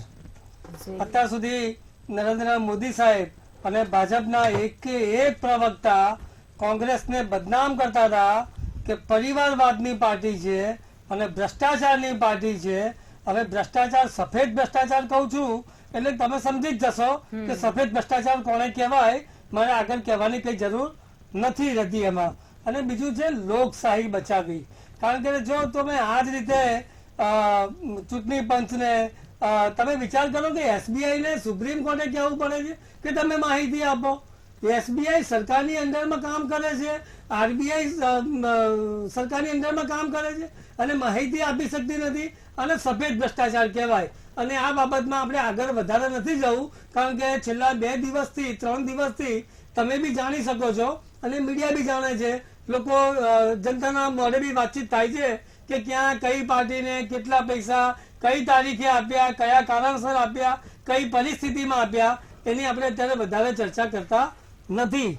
પણ કહેવાનો મતલબ એ છે કે જો ભાજપના આપણા મિત્રો કહે છે કે મોદી સાહેબની ગેરંટી, શું મોદી સાહેબ ગેરંટી આપશે? દેશની વાત જવા દો, ખાલી ગુજરાતની ગેરંટી આપશે कि ये है मोदी की गारंटी कि गुजरात में आज के बाद एक बूंद भी शराब नहीं मिलेगा. जी बिल्कुल. मोदी साहब गारंटी आपसे गुजरात में क्यारेय पेपर नहीं फूटे. मोदी साहब गारंटी आपसे कि गुजरात में क्यारेय ड्रग्स नहीं पकड़ाय. मोदी साहब गारंटी आपसे कि गुजरात में एक पण नવું બાંધકામ થયેલો બ્રિજ નહીં તૂટે. જી પ્રણવભાઈ, અહીંયા હું થોડુંક ઉમેરવા માંગીશ કે જે પ્રમાણે તમે કહી રહ્યા છો આ બધા મુદ્દા કોંગ્રેસ ઉઠાવી અને મેદાને ઉતરવાની છે, તો મોદીની જે ગેરંટી આ એક શબ્દ છે જે લોકોના માનસ પટ પર એક સ્થાયી થઈ ચૂક્યો છે, એના સામે તમારા આ મુદ્દા શું લાગે છે તમને? વોટર્સને આકર્ષી શકશે તમારી તરફ? હા બિલકુલ. એનું કારણ છે કે દરેક છે ને વસ્તુની એક લિમિટ હોય છે. આજે જયારે 2014નું ઇલેક્શન હતું ને ત્યારે મોદી સાહેબે છે ને બધાને જનતાને, ગુજરાતની ને દેશની ભોળી જનતાને પ્રલોભન આપ્યા કે ભાઈ ભ્રષ્ટાચાર પાર્ટી છે, પરિવાર પાર્ટી છે અને હું આવીશ વડાપ્રધાન અને હું સત્તામાં આવીશ. જો ભાજપ સરકાર સત્તામાં આવશે તો કાળું નાણું પાછું લાવીશું. એ કાળું નાણું પાછું લાયા પછી દરેકના ખાતામાં 15 લાખ રૂપિયા આપશે. એટલે હકીકતમાં કેવું હતું કે છેલ્લા 60 વર્ષ 65 વર્ષથી છે ને બીજેપી પેલી પાણી વગરની માછલી હોય ને એ કેવી તડફડિયા ખાતી હોય એવી રીતે સત્તા માટે તડફડિયા ખાતી હતી. આ તો એમને એક વ્યક્તિ મળી ગયો કે નાનું ખાબોચિયું હતું, એ ખાબોચિયામાં આ બધી માછલીઓ મૂકેલી છે અને પેલા ભાઈ કુએ માટલું ભરી એને પાણી નાખે છે. જ્યાં સુધી એ ભાઈ પાણી નાખે છે ત્યાં સુધી આ માછલીઓ જીવવાની છે. જે દિવસે એ ભાઈનું પાણી નાખવાનું બંધ થશે ત્યારે ફરી પછી આ બધી માછલીઓ પાણી વગર તડફડિયા ખાતી રહેશે. એટલામાં પ્રજા બી બહુ સાણી છે, બધું સમજી જશે. પ્રણવભાઈ, આ વસ્તુનો જવાબ આપણે મેળવીશું પ્રકાશભાઈ પાસેથી, પરંતુ વિજયભાઈ તમે એક રાજકીય વિશ્લેષક છો અને તમારી પાસેથી મારે એ જાણવું છે કે ખરેખર ચૂંટણી કયા મુદ્દા ઉપર હોવી જોઈએ? શું આ બંને પક્ષ દ્વારા જે મુદ્દા અહીં મૂકવામાં આવ્યા છે તેના પર હોવી જોઈએ કે પછી કોઈ વિશેષ મુદ્દા પર હોવી જોઈએ? જો ચૂંટણી હંમેશા છે ને પબ્લિકનો જે પોલિટિકલ વેવ હોય છે એના ઉપર લડવામાં આવતી હોય છે અને સામાન્ય સંજોગોમાં પેલું કહેવાય ને, હું તો સાયન્સનો સ્ટુડન્ટ હતો એટલે એમાં નોર્મલ ટેમ્પરેચર અને પ્રેશર ઉપરની કન્ડિશન ઉપર જે પ્રયોગ કરવામાં આવે એ પ્રયોગના પરિણામો પુટઅપ કરવામાં આવે. એટલે નોર્મલ કન્ડિશન શું હોય કે ભાઈ હેલ્થ કેરનો મુદ્દો હોય એજ્યુકેશનનો મુદ્દો હોય, એમ્પ્લોયમેન્ટનો મુદ્દો હોય, પણ આ બધી વસ્તુઓ છે નોર્મલ ટેમ્પરેચર પ્રેશર ના સંદર્ભમાં સામાન્ય રૂપમાં સુચારુ રૂપે ચાલતી ડેમોક્રેસી માટે. પણ ડેમોક્રેસીમાં દરેક પક્ષને એક freedom of speech, freedom of expression સાથે સાથે લોકોને પોતાની વિચારધારા માટે ઇન્ફ્લુઅન્સ કરવાનો અધિકાર પણ હોય છે, પ્રોવાઇડેડ લો એન્ડ ઓર્ડર બરાબર સચવાઈ રહે. અને એના જ ભાગરૂપે આપણે જોઈએ છે કેટલાય ચુનાવી કેન્ડિડેટ્સ પક્ષો જાતિ ઉપર, ધર્મ ઉપર, બીજા અમુક મુદ્દાઓ ઉપર પબ્લિકની અંદર ડિવાઇડ પુટઅપ કરવાનો પ્રયત્ન કરે છે. અને એના આપણે અગણિત એક્ઝામ્પલ્સ જોઈ ચૂક્યા છીએ. તમે અહીંયા જો તો એક ઇલેક્શન દરમિયાન જ પુટઅપ કરવામાં આવેલું ખામ મોડલ લઈ લો, કે પછી તમે કોઈ બીજી એવી કંઈક ઘટના લઈ લો કે જેમાં બે ધર્મોની વચ્ચે ડિવિઝન પુટઅપ કરીને વોટરનું પોલરાઇઝેશન કરવામાં આવ્યું હોય. તો આ બધી વસ્તુઓ part and parcel of democracy છે. અને અત્યારે જે તમે જોવા જાઓ છો, તમે બંને પક્ષને પૂછ્યું કે ભાઈ તમારા મુખ્ય મુદ્દા કયા કયા છે, બંને એમના પોતાના વિચારો રજૂ કર્યા. પણ જો મને પૂછવામાં આવે તો જે મોટી મોટી થીમ્સ, હું મુદ્દા કરતા પણ હવે થીમ્સ કહીશ, કારણ કે મુદ્દા ઉપર જો હવે પબ્લિક બહુ સમજી ચૂકી છે કે ભાઈ આપણે મુદ્દા ઉપર પુટઅપ કરીએ, વોટ્સ મૂકીએ, છેલ્લે જે સિસ્ટમમાં થવાનું છે એ જ થવાનું છે. અહીંયા આપણે ઘણી વખત જોઈ ચૂક્યા છીએ કે ભાઈ આપણે ઇન્ફ્રાસ્ટ્રક્ચરની ને બધી બહુ સારી વાતો કરીએ છીએ, પણ બ્રિજીસ અહીંયા તૂટ્યા છે, બ્રિજીસમાં ભ્રષ્ટાચાર થયો છે, એ જનસામાન્યને ખબર છે. અને છતાં એ મુદ્દા ઉપર ઇલેક્શન નથી જીતાતા, એ પણ આપણે બધા જાણીએ છીએ. એટલે પબ્લિકના મનમાં ખ્યાલ છે કે ભાઈ આપણો વોટ છે એ આપણે થીમ બેઝ, અને પબ્લિક થીમ બેઝ વોટ કરે છે. અત્યારે જે પોલિટિકલ થીમ છે એ જે ઉભરીને આવી છે, હા, એ જે ઉભરીને આવી છે એક રામ મંદિર છે, આર્ટિકલ 370 છે, સાથે સાથે જે એક જે વ્હાઇટ કોલર ભ્રષ્ટાચાર ચાલે છે એ પણ એક મોટી થીમ છે. હવે પબ્લિક એ જોશે કે ભાઈ આપણે વોટ કરીએ છીએ, સામે કોઈ એવો ઘરખમ પક્ષ કે એવો ઓપ્શન છે કે જેને આપવાથી, જેને વોટ આપવાથી સત્તા પક્ષને કોઈ મેસેજ જઈ શકે. હાલના સંજોગોમાં એવું દેખાતું નથી, પણ આપણે કોઈ મતદારના મનમાં ઝાંકી શકતા નથી.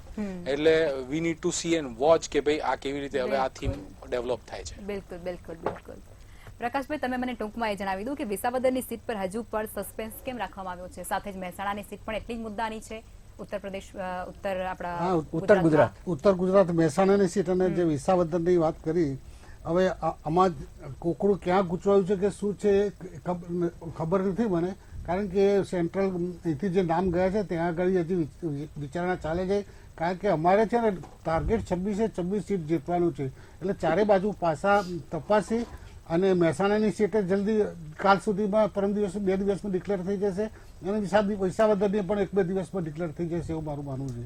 જી ચોક્કસથી, બિલકુલ. આ કોકડું અમે તમારા પાસે એટલા માટે પૂછ્યું હતું કે અમને એનો જવાબ મળે, પરંતુ ના, જવાબ એટલે આમાં આનો જે જવાબ છે ને ઉપર પાર્લામેન્ટરી બોર્ડ જ આપી શકે, અને જ્યારે આપશે ત્યારે ચેનલમાં આવશે ત્યારે મને ખબર પડશે. મારા પર કોઈ ફોન નહીં આવે કે ભાઈ એમને ટિકિટ મળી, તમે જવાબ આપી દો. ચોક્કસથી ચોક્કસથી. સર, તમે એ જણાવો કે આજે એક નવો સૂત્ર આપવામાં આવ્યો છે કે ચૂંટણીનો પર્વ દેશનું ગર્વ. શું કહેશો? નવા સૂત્રો તો આવતા જ રહેતા હોય છે ને નવા સૂત્રોના સંશોધનો પણ થતા રહેતા હોય છે. દાખલા તરીકે થોડા સમય પહેલા મોદી સાહેબે જ કહ્યું કે ભાઈ જે આપણી વિરાસત છે અને વિકાસ બંનેને સમતોલ કરીને ચાલો. વિરાસત એટલે ધર્મની વિરાસત અને સનાતનની વિરાસત અને વિકાસ બંનેને સમતોલ કરી અને ચાલો. હવે જે મુદ્દાઓની વાત કરી ને વિજયભાઈ, એમાં સૌથી મોટો મુદ્દો જે છવાયેલો રહેતો છે ભાવાત્મક મુદ્દો, કે કયો મુદ્દો લોકોના હૃદયને સ્પર્શે છે અને એને આકર્ષે છે. એ ભાવાત્મક મુદ્દાઓ છે ને એ સૌથી મોટી અસર કરતા હોય છે. અને બીજું, તમે જે આચારસંહિતાની વાત કરી ને, તો આચારસંહિતામાં કેટલીક સરકારી બાબતો પર બહુ જ લાગતું હોય છે કે જે નેતાઓ હોય છે ને એ એમને ગાડી અને બંગલાનો ઉપયોગ કરી શકતા નથી. પછી સાંસદો છે એમના ફંડમાંથી કોઈ જાહેરાત કરી શકતા નથી. પછી જાહેરાતો, ઉદ્ઘાટનો અને ખાતમુહૂર્તો સંપૂર્ણપણે બંધ હોય છે. ત્રીજું, મંદિર, મસ્જિદ, ચર્ચ, ગુરુદ્વારા એ કોઈ ધાર્મિક સ્થાનનો ઉપયોગ ચૂંટણી માટે કરી શકાતો નથી. અને આ વખતે એક એમાં ઉમેરવામાં આવ્યું છે કે બાળકોનો ઉપયોગ કોઈ જગ્યાએ રેલી ઉપર કે સ્ટેજ ઉપર કે ખોળામાં બેસાડીને કે એવી રીતે બાળકોનો ઉપયોગ કરવા ઉપર પ્રતિબંધ મૂકવામાં આવ્યો છે. આ વખતે ઉમેરવામાં આવી છે. અને બીજું, જે દાખલા તરીકે આપણે કોર્પોરેશનની વાત કરીએ કે રાજ્ય સરકારની વિધાનસભાની વાત કરીએ, તો એનું જ્યારે બોર્ડ મળે કે સ્ટેન્ડિંગ કમિટી મળે ત્યારે એ નવા કોઈ જ કામનું જાહેરાત નથી કરી શકતા કે અમે નવો રોડ અહીંયા બનાવશું કે નવી ગટર બનાવશું, કોઈ જાહેરાત નથી કરી શકતા. માત્ર જે કામ હાથ ઉપર લીધેલા હોય છે એ જ આગળ ચલાવવાના હોય છે. મ્યુનિસિપલ કોર્પોરેશનનું બોર્ડ મળે ત્યારે પણ કોઈ જ ભાષણમાં એવો ઉપયોગ કરવામાં થી બચવાનું હોય છે કે નવી કોઈ જાહેરાત ના થઈ જાય કે કોઈ જાહેરાતનો પ્રચાર ના થઈ જાય. એટલે જે કોડ ઓફ કન્ડક્ટ છે એ બધાને બહુ જ ચુસ્ત રીતે લાગુ પડતો હોય છે. આજે તે મેયર, સ્ટેન્ડિંગ કમિટીના ચેરમેન, વિરોધ પક્ષના નેતા બધાની કાર છે ને એ ત્યાં કોર્પોરેશનમાં જમા કરાવી દેવી પડશે અને આવતીકાલથી એમણે પોતાની અંગત કારમાં ફરવાનું ચાલુ કરવું પડશે. એટલે કોડ ઓફ કન્ડક્ટ છે ને એ બહુ જ ચુસ્તપણે એનો અમલ કરાવવાનો પ્રયત્ન થતો હોય છે અને એમને કરવો પણ પડતો હોય છે. સાથે સાથે જે સરકારી કર્મચારીઓ અને અધિકારીઓ છે એની બદલી નથી થઈ શકતી, એની બઢતી નથી થઈ શકતી કે નવાની કોઈની ભરતી નથી થઈ શકતી. કેમ કે આજે હું કોઈ 5 જણની ભરતી કરું ભાવનગરમાંથી તો ભાવનગરનો મતદાર મારાથી આકર્ષાય કે ભાઈ આમને તો લોકો નોકરીઓ અપાવે છે. એટલે નોકરી, બદલી, બઢતી બધું જ બંધ થઈ જાય છે. જે જ્યાં છે એ જેમના તેમ રહે છે. એટલે આજે આચારસંહિતા છે એના ઘણા બધા પાસાઓ હોય છે. અને જે એક ઉમેર્યું જે એમણે કે સોશિયલ મીડિયાનો દુરુપયોગ થશે તો પછી જે મીડિયાનો દુરુપયોગ થશે, એડને સમાચાર તરીકે છાપશે, તો એ પણ આ વખતે આચારસંહિતામાં ઉમેરી દેવામાં આવ્યું છે કે સોશિયલ મીડિયા સ્વતંત્ર છે એમ માનીને કોઈ જો એના પર ફેક ન્યૂઝ ફેલાવશે કે લોકોમાં ઉશ્કેરાટ ફેલાય, લોકોની ધાર્મિક ભાવના ને કોઈ આહત પહોંચાડે એવા ભાષણો કરે, કોઈ ધર્મના સિમ્બોલનો ઉપયોગ કરે, તો આ બધી બાબતો છે એ આચારસંહિતામાં વણી લેવામાં આવી છે. સાથે સાથે જે બૂથ હોય છે ચૂંટણીના મતદાન કેન્દ્ર, ત્યાં પણ એક ચોક્કસ પ્રકારની આચારસંહિતા લાગેલી હોય છે. તમે ત્યાં સિમ્બોલ્સ છે એ અમુક મીટર દૂર જ રાખવાનું હોય છે. સિમ્બોલ ત્યાં લઈ જવાતો નહીં. ઘણા ભૂલથી ખેસ પહેરી લેતા હોય છે અથવા તો કોઈ સેલ્ફી લેવા જાય ત્યાં ખેસ પહેરીને લેતા હોય છે અને એના વિવાદો પણ થતા હોય છે. રેલી છેલ્લા દિવસોમાં 24 કલાક પહેલાં જાહેર પ્રચાર બંધ કરી દેવાનો હોય છે. છતાંય ઘણી વખત અમુક લોકો રોડ શો યોજી લે છે કે પછી એમ કે હું તો એક સેલિબ્રિટી છું, મારી પાસે લોકોનું ટોળું આવ્યું એમ કહીને છટકી જતો છે. ખરેખર રોડ શો કરી લેતા હોય છે. એટલે છટકબારીઓ પણ એટલી જ છે, પરંતુ એનો ચુસ્તપણે અમલ કરાવવાનો પ્રયત્ન ચૂંટણી પંચ કરતું હોય છે. જી બિલકુલથી. અને સર મારે એ પણ જાણવું છે કે ભાજપ છે તે વર્ષોથી એક પ્રતિષ્ઠિત ચહેરો છે તેના ઉપર મત મેળવી રહ્યું છે, જેમ કે કમળનું નિશાન અને વડાપ્રધાનનો ચહેરો, પરંતુ કોઈ લાંબા સમય સુધી કોઈ એક જ વ્યક્તિ પર ચૂંટણી લડવી અને એને આગળ રાખી અને પ્રચાર કરવો એ ભવિષ્ય માટે ખતરો નથી સાબિત થઈ રહ્યો? તમને શું લાગે છે? લખમાં તો ભૂતકાળમાં જુઓ ને, ભૂતકાળમાં જવાહરલાલ નહેરુ સૌથી મોટો ચહેરો હતો કોંગ્રેસનો.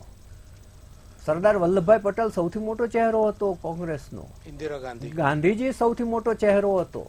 ત્યારબાદ તમે આગળ વધો તો ઇન્દિરા ઇઝ ઇન્ડિયા ને ઇન્ડિયા ઇઝ ઇન્દિરા એવું કહેવાતું હતું. અને ઇન્દિરાનો જે કરિશ્મા હતો, એના અવાજનો કરિશ્મા હતો કે એ વખતે ટીવી નહોતા અને જે રેડિયો ઉપર એનું જાહેર ભાષણો આવતા હતા અને જ્યારે પાનના ગલ્લે રેડિયો ચાલુ હોય તો ત્યાં સામાન્ય લોકો ઇન્દિરાને સાંભળવા માટે ટોળે વળતા હતા. એનો અવાજનો એટલો કરિશ્મા હતો. એટલે દરેક પક્ષની અંદર તબક્કે કેરિસ્મેટિક ચહેરા આવતા જ હોય છે ને. એ ચહેરા ગણતરીના જ હોય, એ જથ્થાબંધ ના હોય, એ એક કે બે જ હોય. બિલકુલ, ચોક્કસથી. વિજયભાઈ, તમે એ જણાવો, અત્યારે સેલિબ્રિટી લોકો છે એ પણ ચૂંટણી તરફ આકર્ષાઈ રહ્યા છે અને રાજકારણમાં જોડાઈ રહ્યા છે, એમનાથી પક્ષોને શું ફાયદો થતો હશે? જો પક્ષોનો અલ્ટિમેટ ગોલ એ હોય છે કે વધારે ને વધારે મતદારોને તેમના તરફ આકર્ષિત કરે અને ઇલેક્શનમાં મોટી સંખ્યામાં સીટ્સ કોર્નર કરીને મેજોરિટી લઈને સત્તા પક્ષમાં બેસે. હવે તમે જુઓ કેટલા પણ પક્ષો છે એ એમના કેન્ડિડેચર્સમાં ફિલ્મી અભિનેતાઓને, ક્રિકેટર્સને, એમને બધાને કેન્ડિડેટ્સ તરીકે જાહેર કરે છે અને એના ઉપર કેટલાય લોકો પ્રશ્નો ઉઠાવે છે. સની દેઓલ હતા, એ પંજાબમાંથી કોઈક એક સીટ ઉપર મને નામ યાદ નથી આવતું, પણ ત્યાંથી એ કેન્ડિડેટ બન્યા હતા, MP બન્યા. થોડા સમય બાદ જે જીતીને આવ્યા પછી 6, 7, 8 મહિના પછી જ ત્યાંની જે મતદારો હતા એ લોકોએ એમના જે લોકલ એમનું મધ્યસ્થ ઓફિસ હોય એમએલએ એમપીની, ત્યાં એ લોકોએ પોસ્ટર્સ લગાવ્યા કે ભાઈ અમારા ક્ષેત્રના એમપી મિસિંગ છે. હવે આ બધા જે એક્ટર્સ હોય છે એ કંઈ ચુનાવી જીવ નથી, એ પોલિટિકલ માણસો નથી, એ લોકો સેલિબ્રિટીઝ છે અને એમને એક્સક્લુઝિવનેસની આદત હોય છે. એ હંમેશા એક અસ વર્સિસ ધેમ રીતે વિચારતા હોય છે કે નીચેલા લોકો બધા ફેન છે. અને જે સિઝન પોલિટિશિયન હોય છે એ હંમેશા લોકોની વચ્ચે બેસીને એમની સમસ્યાઓ સાંભળવા માટે ટેવાયેલો હોય છે.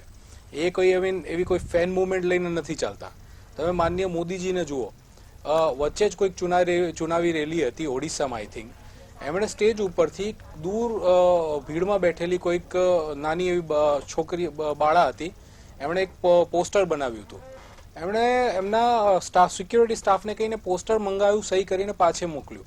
એટલે એક પીપલ ટુ પીપલ કનેક્ટ જાળવવા માટે પોલિટિશિયન્સ જાણીતા હોય છે. હમણાં જ રાહુલ ગાંધીની ન્યાય યાત્રા ચાલી હતી, એમાં કોઈક જગ્યાએથી એ લોકો જતા હતા અને ભાજપના અમુક કાર્યકર્તાઓએ ભાજપના ઝંડાથી એમને બોલાવ્યા કે ભાઈ એમને કન્ફ્રન્ટ કર્યા. ત્યારે રાહુલ ગાંધી એમની જીપથી નીચે ઉતર્યા, એમને મળ્યા, એમની જોડે વાત કરી 2-5 મિનિટ અને પાછા ગયા. તો પોલિટિશિયન્સને માણસોને મળવાનો ક્યારેય છોતો નથી, પણ એક્ટર્સ અને ક્રિકેટર્સ જે હંમેશા એક્સક્લુઝિવ લાઈફ જીવવા માટે, સેલિબ્રિટી, કોઈ પણ જાતની સેલિબ્રિટી એક્સક્લુઝિવ લાઈફ જીવવા માટે ટેવાયેલી હોય, એ ક્યારેય સિઝન પોલિટિશિયન ના બની શકે. અને એવા આપણે અગણિત દાખલા જોયેલા છે. અમિતાભ બચ્ચન લઈ લો, રાજેશ ખન્ના લઈ લો, સની દેઓલ લઈ લો, આ બધા સારા દરજાના એક્ટર્સ અને સેલિબ્રિટી રહી ચૂક્યા છે. ગૌતમ ગંભીર લઈ લો, સચિન તેંડુલકર લઈ લો, ગોવિંદા લઈ લો, but they wear miserable politicians. એટલે એમનો ઉપયોગ સીટ કેપ્ચર કરવા માટે પક્ષો કરતા હોય છે, પણ લાંબા ગાળે એ લોકો જનતાનું ભલું નથી કરી શકતા. જી ચોક્કસથી. પ્રકાશભાઈ, તમે એ જણાવો કે બીજેપી દ્વારા નામો જાહેર કરવામાં તમે અવ્વલ તો રહ્યા છો, એ અમે સ્વીકારી લઈએ, પરંતુ હજુ 4 સીટો પર તમે લોકોએ નામ જાહેર નથી કર્યા, જેમાં મહેસાણા છે, વિસાવદર છે, એ મુખ્ય બેઠકો આવી રહી છે. તો શું તમને એવું લાગી રહ્યું છે કે તમારા નેતાઓ પણ ક્યાં કहीं દુવિધામાં ફસાઈ ગયા છે? એનું કહેવું એવું છે કે તમે જ્યારે 26 માંથી 22 ના જાહેર કરી દીધા, તો 4 ના કેમ બાકી? અને બીજું એમાં મહેસાણા છે, એ તો ઉત્તર ગુજરાતનું કેપિટલ કહેવામાં આવે છે, એટલે અગત્યના શહેરો. એટલે અને બીજું ત્યાં જે મહિલા સાંસદ ચૂંટાયેલા હતા, એમણે પોતાની વયમર્યાદાના કારણે સામેથી જ અનિચ્છા વ્યક્ત કરી અને ખાલી પડેલી જગ્યા છે. અને ત્યાં ઓછામાં ઓછા 30 થી 32 લોકોએ પોતાની દાવેદારી કરી છે અને છતાં નામ જાહેર નથી થઈ શકતા, એની વાત કરે છે. આમાં શું છે કે તમે ટૂંકમાં તો એવું જ થયું કે એ લોકો બી દુવિધામાં ફસાયા છે. હાલ હું પ્રફુલ્લભાઈ તમને કહું, હું મહેસાણામાં 18-20 વર્ષ રહ્યો છું અને મારી રાજકીય કારકિર્દી મીડિયા સેલના કન્વીનર તરીકે ત્યાંથી થઈ. મહેસાણા એ રાજકીય લેબોરેટરી ગણાય છે આખા ગુજરાતની, કારણ કે ત્યાં બધું ટાઈમ બગાડવું નથી, કેવા કેવા નેતાઓ મહેસાણા જિલ્લાએ આપ્યા છે અને કેવું પરિવર્તન પણ આખી ગુજરાતની સરકારો એટલે એનું કારણ કહું કે અત્યારે અમારા જે શ્રેષ્ઠ નેતાગણ ખરા દિલ્હી બેઠેલા, એ જે ચૂંટણીના અને કાર્યક્રમોમાં વ્યસ્ત હોવાથી તમે જુઓ કે મોદી સાહેબ રાત્રે 9 વાગ્યાથી સવારે 4 વાગ્યા સુધી પાર્ટી કાર્યાલયને લિસ્ટ બનાવતા હોય છે અને દરેક તબક્કેવાર બીજા રાજ્યોના પણ અમુક સીટો બાકી છે અમારે, એની જોડે પણ આ ડિક્લેર થઈ જશે. અને હું તમને કહી દઉં કે જે 4 સીટો જે બાકી છે 22માંથી, એ નજીકના સમયમાં થઈ જશે. અને સમયની વ્યવસ્થા અને વ્યસ્તતા, એ 2 વસ્તુઓ ભેગી થઈ છે અને પાર્લામેન્ટરી બોર્ડમાં આની ચર્ચા થશે આજકાલમાં. એટલે હવે કારણ કે હવે આચારસંહિતા લાગી ગઈ છે, એટલે હવે ટૂંક સમયમાં અમારી સીટો ડિક્લેર થઈ જશે અને 370 પાર ભાજપની અને એનડીએ 400 પાર અને 26 સીટ ગુજરાતની અમે જીતીને બતાવીશું. બિલકુલ, ચોક્કસથી. પ્રણવભાઈ, તમે એ જણાવો કે શું લાગે છે આપને 2014 અને 2019ના જે પરિણામો હતા, એ પરિણામોમાં તમે ફેરફાર કરી શકશો અને પ્રજાને તમારી તરફ આકર્ષી શકશો? હા, લખમાં ચોક્કસથી જરૂરથી. જો 2014માં જે પરિબળો હતા ને, 2014માં છે ને નરેન્દ્ર મોદી સાહેબ છે ને એ ઉગતો સૂર્ય હતા. એટલે જે સવારનો સૂર્ય કહે ને, આપણે એક પેલા ડોક્ટરની ભાષામાં કહીએ છીએ, વૈજ્ઞાનિક ભાષામાં, કે સવારનો સૂર્ય છે ને એના કિરણો સારા હોય શરીર માટે, એટલે 2014માં છે ને નરેન્દ્ર મોદી સાહેબ એ ઉગતો સૂર્ય હતા એટલે સારા હતા. 2019માં છે ને ભર બપોરનો એટલે મધ્યાહન સૂર્ય એટલે કેવું છે કે ભર બપોરનો સૂર્ય તપતો સૂરજ કહેવાય, એમ પૂરેપૂરો એની ઉર્જા શક્તિ બધું બપોરે મળતું હોય.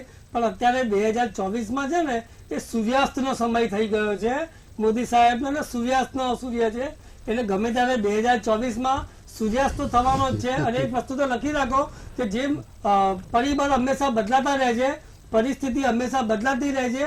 2014માં જે જનતાએ લોભ લાલચમાં આવીને 15 લાખ ને આ ને તે ને બધું શી ખબર શું કેટલી ગેરંટીઓ કેટલા વાયદા આપ્યા, એ તો કદાચ મોદી સાહેબને અત્યારે કે એમના પ્રવક્તાને યાદ નહીં હોય, મને બી યાદ નથી. जनता एक रुपए का पैसे का हिसाब मिलना चाहिए कि नहीं मिलना चाहिए? याद करा दो तुमने। हाँ, बहत हुई महंगाई की मार, अब की बार भाजपा सरकार। બિલકુલ બિલકુલ. વિજયભાઈ, તમે શું કહેશો આ ટિપ્પણી ઉપર? તમે મંતવ્ય રજૂ કરો. જો આપણે અમુક વસ્તુઓ ફેસ વેલ્યુ પર લેવી જોઈએ કે ભાઈ રૂપાલા સાહેબ મારા ખ્યાલથી કોઈક ચુનાવી રેલીમાં બોલ્યા હતા કે ભાઈ ઇલેક્શનના ટાઈમે કરેલા ચુનાવી જુમલા બધા કે સાચા પડતા નથી હોતા, અને એ ફક્ત ભાજપને લાગુ. વિજયભાઈ, અમિતભાઈ પણ બોલ્યા હતા, કોઈ એક 15 લાખનો સવાલ પૂછ્યો ત્યારે જુમલો શબ્દ લઈ આવ્યા હતા. ત્યારે જુમલો બહુ બધા મીમ્સ ને એ બધું એના ઉપર સર્ક્યુલેટ થયેલું હતું કે ભાઈ એ તો ચુનાવી જુમલા હે. બટ એ કોઈ પક્ષને પૂરતું સીમિત નથી. આ વસ્તુ જે છે એ દરેક પક્ષને લાગુ પડે છે.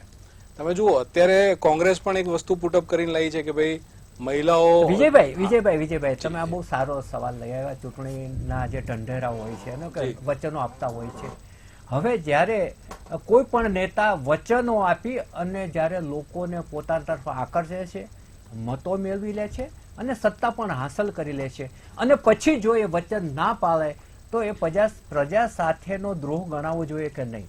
અને જો એ પ્રજા સાથેની છેતરપિંડી ગણાતી હોય તો છેતરપિંડીની ફરિયાદ દાખલ થવી જોઈએ કે નહીં? આ ક્લોઝ છે એ ચૂંટણી પંચે દાખલ ના કરવો જોઈએ.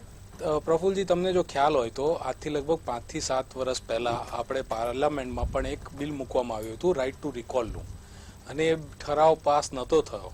રાઇટ ટુ રિકોલમાં એટ લેન્થ આ મુદ્દાને ડિસ્કસ કરવામાં આવ્યો હતો કે ચુનાવ દરમિયાન ઉમેદવારો અને પક્ષો લોભાવણી જાહેરાતો આપીને, એટલે પ્રજા 5 વર્ષ માટે બંધાયેલી અને ચૂંટાયેલો પ્રતિનિધિ છૂટો કે ગમે ત્યારે રાજીનામું આપીને બીજે જતો રહે. કરેક્ટ. જો તમે સામાન્ય ટ્રાન્ઝેક્શન કરો પ્રફુલજી, અને ત્યાં તમે કોઈકને લોભામણી જાહેરાત આપીને એમની જોડેથી મોટી રકમ પડાવી લો તો એ ગુનો 406 હેઠળ આઈપીસી ની કલમ હેઠળ 406 અને 420 મુજબ તમારા પર કેસ કરવામાં આવે. જ્યારે અહીંયા તમને મોટા વર્ગને, સમાજના એક મોટા વર્ગને કિંમતી મતો પડાવી લેવામાં આવે છે. તમને જાહેરાતો કરીને કહેવામાં આવે છે અમે તમને આમ આપશું ને તેમ આપશું, અને જ્યારે તમે સત્તા રૂઢિગત રીતે સત્તા પક્ષ બની જાઓ અને સત્તાના ફ્રૂટ્સ તમે ચાખવાનું ચાલુ કરો, પછી ત્યારે તમે બધી જ વસ્તુઓ ભૂલી જાઓ છો. અને આ વસ્તુ દરેક પક્ષને લાગુ પડે છે. કોઈ એક સિંગલ પક્ષ આમાં બાકાત નથી. લોભામણી જાહેરાતો દરેક પક્ષ આપે છે, લોકોના માનસને ફેરવીને પોતાની તરફ આકર્ષિત કરે છે, અને જેવી સત્તા અટેન્ડ કરે એ બધી જ વસ્તુ એમને કરેલા વાયદા ભૂલી જાય છે. હવે રાઇટ ટુ રિકોલ બિલ આની જ વાત કરતું હતું કે ભાઈ તમને ધારો કે કોઈ ચુનાવ ક્ષેત્ર હોય, મત વિસ્તાર હોય, તેનો મોટા ભાગનો જે મતદાર વર્ગ હોય એ પિટિશન કરીને એમણે જે ઇલેક્ટ કરેલો વ્યક્તિ છે એને રિકોલ કરી શકે એવી પિટિશન પુટ કરી શકે, અને એ ગ્રાઉન્ડ ઉપર એ જીતેલો ઉમેદવાર રિકોલ થઈ શકે અને ત્યાં પાછી ફ્રેશ ઇલેક્શન્સ થઈ શકે. એના ગ્રાઉન્ડ્સ લોભામણી જાહેરાત હોઈ શકે, બહુ બધા ગ્રાઉન્ડ્સ એટ લેન્થ પુટઅપ કરવા માટે, પણ કમનસીબી છે કે એ ઠરાવ પસાર નહોતો થયો. અને એના લીધે જ આજે પણ તમે જોઈએ આપણે ઘણી બધી વસ્તુઓ જોતા હોઈએ છીએ કે ભાઈ 500 રૂપિયામાં ગેસનો બાટલો મળી જશે તમને, અમે જો સત્તામાં આવશું તો, અમે જો સત્તામાં આવશું તો પછી તમને વર્ષનું 1.5 લાખ 2 લાખ રૂપિયાનું તમે ઘરે બેઠા હશો તો પણ ભ્રષ્ટાચાર સમાપ્ત કરી દઈશું, હવે ભ્રષ્ટાચાર સમાપ્ત કરી દઈશું. આવી કેટલી વસ્તુઓ કહેવામાં આવે છે. પણ સાથે સાથે જેવો એ પક્ષ એ સત્તામાં આવી જાય છે, ભ્રષ્ટાચાર માજા મૂકી દે છે, ગેસના જે બાટલાના ભાવ છે એ ડબલ થઈ જાય છે, લોકોને જે રોજગાર મળવાના હોય છે એમને જે કહેવામાં આવ્યું છે રોજગાર નથી મળતા, અને મતદાર બચારો લાચાર થઈને વળી પાછો નેક્સ્ટ ઇલેક્શનની રાહમાં બેસી બિલકુલ જાય છે. વિજયભાઈ, આ તમે જે તમામ તબક્કા અહીંયા બતાવી રહ્યા છો અને દર્શાવી રહ્યા છો તે બંને પક્ષ પાસેથી આપણે જાણીશું. દરેક પક્ષ. પહેલા પ્રકાશભાઈ તમે આ વસ્તુનો જવાબ આપો અને પછી પ્રણવભાઈ તમે પણ આપજો. કે હું સરળ શબ્દોમાં કહું તમને, લખમાં એમ પૂછવા માંગે છે કે રાજકીય પક્ષો જે વચન આપે છે હા. એનું સંપૂર્ણપણે પાલન કરવું કારણ કે જોઈએ એ લોકો બી- અને લોકોને એ જે જાહેર કરેલી સુવિધાઓ છે એ બહુ ઝડપભેર મળવી જોઈએ. અને ઘણી વખત એવું બને છે કે મોટા ભાગના વચનો જે ચોપડીની અંદર બે પૂઠામાં જ ધૂળ ખાતા પડ્યા રહે છે. જી ના ના, હું તમને પ્રફુલભાઈ તમને કહું કે ભાજપના વચનો જે અમારા મેનિફેસ્ટોમાં આવ્યું છે ને, 2 કરોડ નોકરી આપી, ના, 15 લાખ તમે પાછા લાવ્યા, નોકરી એટલે કે કાળું નાણું પાછા લાવ્યા. સરકારી નોકરી કે કાળું નાણું કે એ બધી વાત તમે હમણાં રવા દો. નોકરી એટલે 2 કરોડ નોકરી એટલે ચૂંટણી પછી વાત 1.1 વસ્તીના 1.1% સરકારી નોકરીની પેલી આયોજન હોતું હોય છે. તો તમને ખબર છે, મારા કરતા હોશિયાર છો. રોજગાર વસ્તુ છે. અમે સ્ટાર્ટઅપ અને જે મુદ્રા લોન એના લીધે જે અત્યારે પગભર લોકો થયા છે, નોકરી માગવા વાળા નોકરી આપવા મળે એવી અમારે મોદી સાહેબે વ્યવસ્થા કરી છે. બાકી તમે જે 15 લાખની ને આ ને કાળું નાણું બધી વાતો કરો છો, આ બધા મુદ્દા લઈને તો તમે રાજસ્થાન, મધ્યપ્રદેશ, છત્તીસગઢ ને બધા ગયા હતા અને ઢોલ પીડી વગાડીને કહેતા હતા. પણ જનતાને એટલી ખબર છે કે મારા ઘરમાં ગરીબોનો પેટ ક્યારે ઠંડુ થાય છે કે જ્યારે ગરીબોના ઘેર અનાજ મફત પહોંચાડવામાં આવે છે કોરોના કાળથી. અને પોતાને જેને છત નથી, ગરીબ લોકોને એમ છે કે મારે ઝૂંપડામાં રહેવાની તકલીફ હતી, આજે પોતાના મકાન થયા છે. કેટલીક મહિલાઓના નામે મકાનો. રાજકોટનો ભ્રષ્ટાચાર જોઈ લો ગઈકાલનો. તમે અરે ભ્રષ્ટાચાર તો તમારો પણ ભ્રષ્ટાચાર મકાનનો ભ્રષ્ટાચાર જોઈ આપણે લો. ભ્રષ્ટાચાર તમારો ખોલીશ ને સાહેબ. અરે ખાલી સાહેબ તમને કહું છું એમ. તમને યાદ સાંભળી લઈએ પ્રણવભાઈ. ભ્રષ્ટાચારમાં તો તમે પ્રણવભાઈ સાંભળી લઈએ, તમારી ટર્મમાં તમે બોલજો. આપણે સમય બહુ પૂરતું છે. ટર્મમાં બોલજો.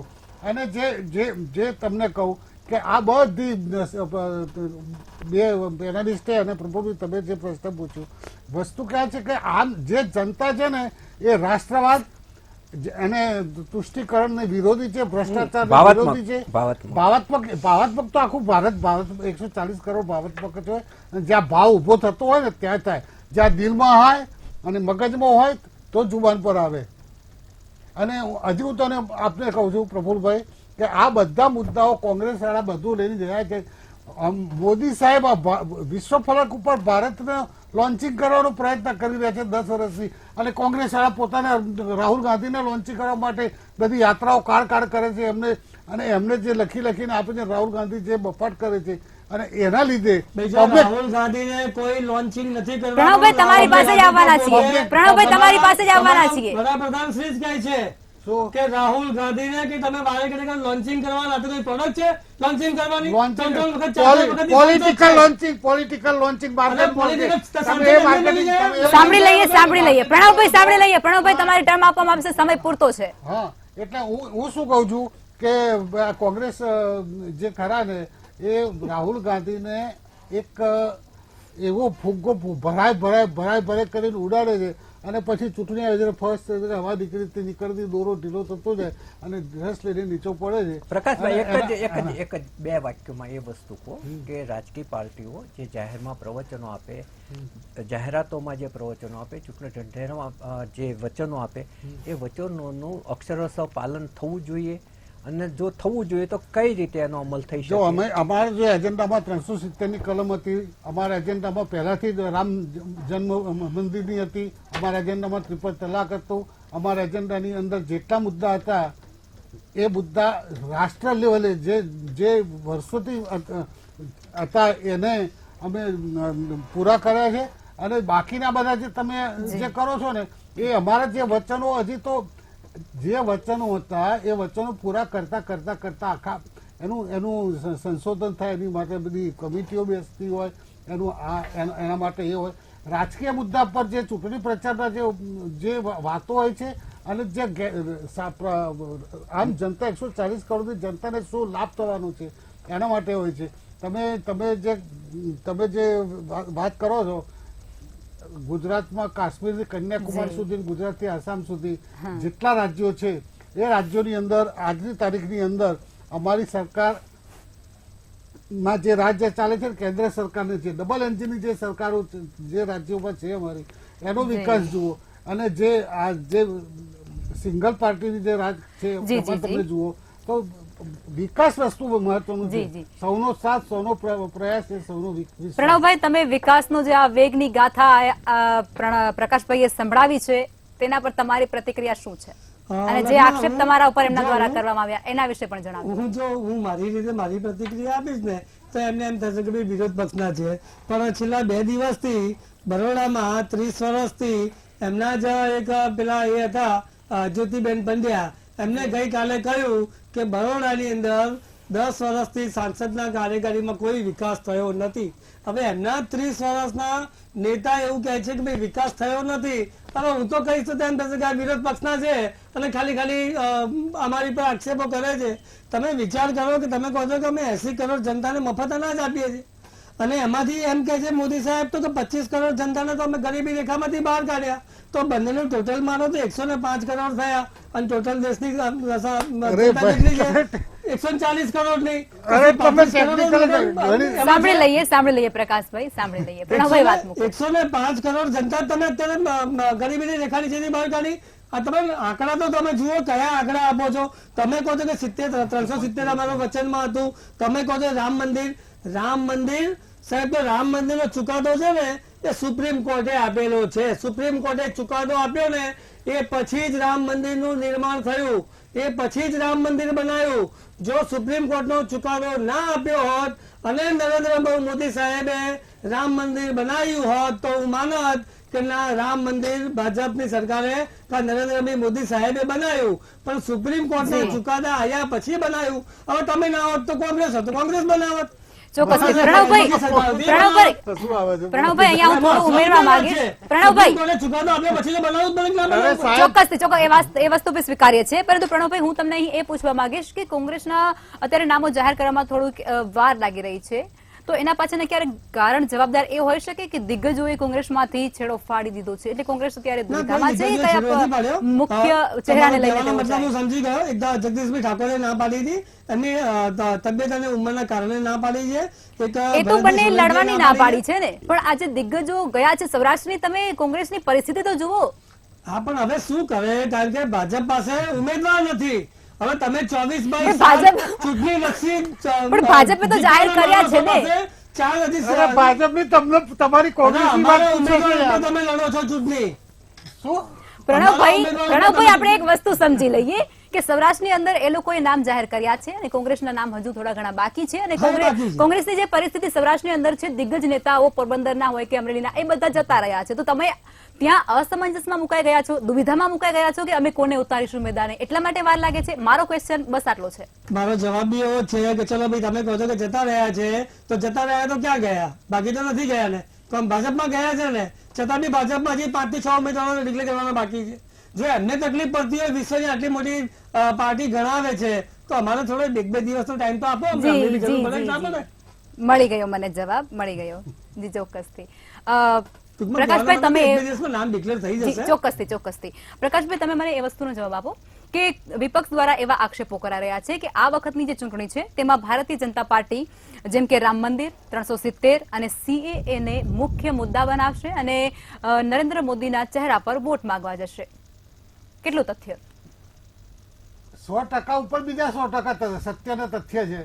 કારણ કે રામ મંદિરનો જે મુદ્દો હતો 500 વર્ષનો પડી રહ્યો હતો લખમાં, અને એનો આ ભાઈએ કીધું મારા કોંગ્રેસના મિત્રએ કે સુપ્રીમ કોર્ટે ચુકાદાથી 100% સુપ્રીમ કોર્ટના ચુકાદાથી પહેલા, પરંતુ જે રાજ્ય સરકાર અને કેન્દ્ર સરકારને જે ડોઝિયર બનીને આપવાનું હોય આખું જે મુદ્દા લખીને, એમાં અત્યાર સુધી તમારી જે કોંગ્રેસ યાદવજીની સરકાર હતી અખિલેશની, એ વિરોધમાં હતી અને એ સપોર્ટમાં નથી, એટલે આ મુદ્દા પર કોર્ટમાં ચુકાદો ચાલુ રહ્યો અને એના લીધે થયું. પછી બીજી વસ્તુ કહું કે એમણે જે કીધું ને કે રામ જન્મભૂમિમાં 370 રામ જન્મભૂમિમાં કેમ કોઈ જતું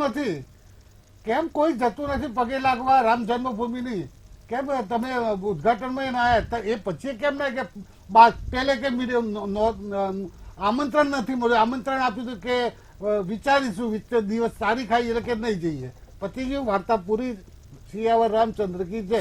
કારણ કે એમને તુષ્ટિકરણની રાજનીતિ કરવી છે, એમને ત્યાં આગળ વાયનાડની અંદર ચૂંટણી લડવી છે અને ત્યાં મુસ્લિમ લીગ જોડે એમનો સમજૂતી છે અને એમણે ચોખ્ખું કીધેલું કે તમે જો રામનો મુદ્દો પકડશો કોંગ્રેસ વાળા તો તમારી ખેર નથી, અને એનાથી ગભરાઈ જાય છે. અને એ વિપક્ષો બધા અત્યારે 20% માટે તમે 80 કરોડ જનતાનો જે પ્રેમ ભાવ છે ગુમાવી બેઠા છો, એટલે તમે હારો છો. એકલા ખાલી 15 લાખ ને નોકરી ને રોજગાર નથી થતું.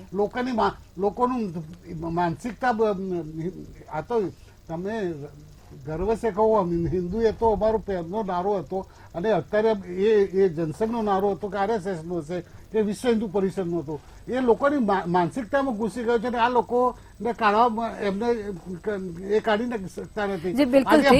આજે કોંગ્રેસના ભાઈ છે ને એમના દિલમાં દુઃખ તો થતું છે, પણ કોંગ્રેસમાં છે એટલે એમને બચાવ દુઃખ થાય કે ભાઈ રામ જન્મ તમે ના કે એના લીધે તો અર્જુનભાઈ મોરવાડિયા જેટલા અમરીશ દેવ 5 દિવસ પહેલા પ્રણવ સોનીના નામની અયોધ્યા મંદિર દર્શન કરીને આવ્યો છું અને હજી બી પ્રસાદ મારા ઘેર છે, જો તો તમને 5 મિનિટમાં લાવીને અપાવું.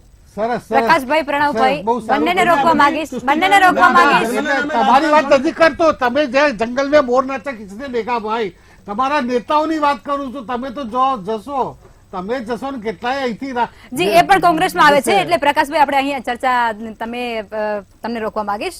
વિજયભાઈ, તમે એક વિશ્લેષક તરીકે મને એ જણાવો કે ભાજપ દ્વારા જે વિશ્વની સૌથી મોટી પાર્ટી કહેવામાં આવે છે, અનેક ચહેરાઓ છે જેમની પાસે મેદાને ઉતારવા માટે, તેઓ પણ મહેસાણા અને વિસાવદરમાં કેમ આટલા બધા આંટી ઘૂંટીમાં ગૂંચવાયેલા પડ્યા છે? એ વાતે કયા સમીકરણ ત્યાં હશે તમારા મત મુજબ? જો જ્યારે કોઈ પણ કોન્ટેસ્ટ થતો હોય, એ ચુનાવી કોન્ટેસ્ટ હોય કે કોઈ રમતનો કોન્ટેસ્ટ હોય, કોઈ પણ જાતની ધારો કે રેસલિંગનો કોન્ટેસ્ટ હોય, એમાં સ્કિલની જોડે જોડે બંનેનું બંને જે સામસામે પક્ષ હોય છે ને એમનું મેન્ટલ અક્યુમેન્ટ પણ એટલું જ મેટર કરતું હોય છે. એક વિચારધારા એવી છે કે ભાઈ તમે જીતવાના હો, તમને એવું લાગે તો પછી તમે રિલેક્સ થઈ જાઓ છો કે ભાઈ હવે આપણે જીતીએ જ છીએ ને, તો હવે આટલો બધો લોડ શું કરવા લેવો, શાંતિથી આપણે કરીએ જેમ છે. અને એક વિચારધારા એવી હોય છે જીતતા કેન્ડિડેટ કે કોઈ એવા ઓપોનન્ટની કે ભાઈ હું જો જીતું છું ને તો રૂથલેસલી જીતું અને સામેવાળો જે પ્રતિદ્વંદી છે ને એને ધ્વસ્ત કરી દઉં. ભાજપ જે છે ને એ વિચારધારામાંથી છે.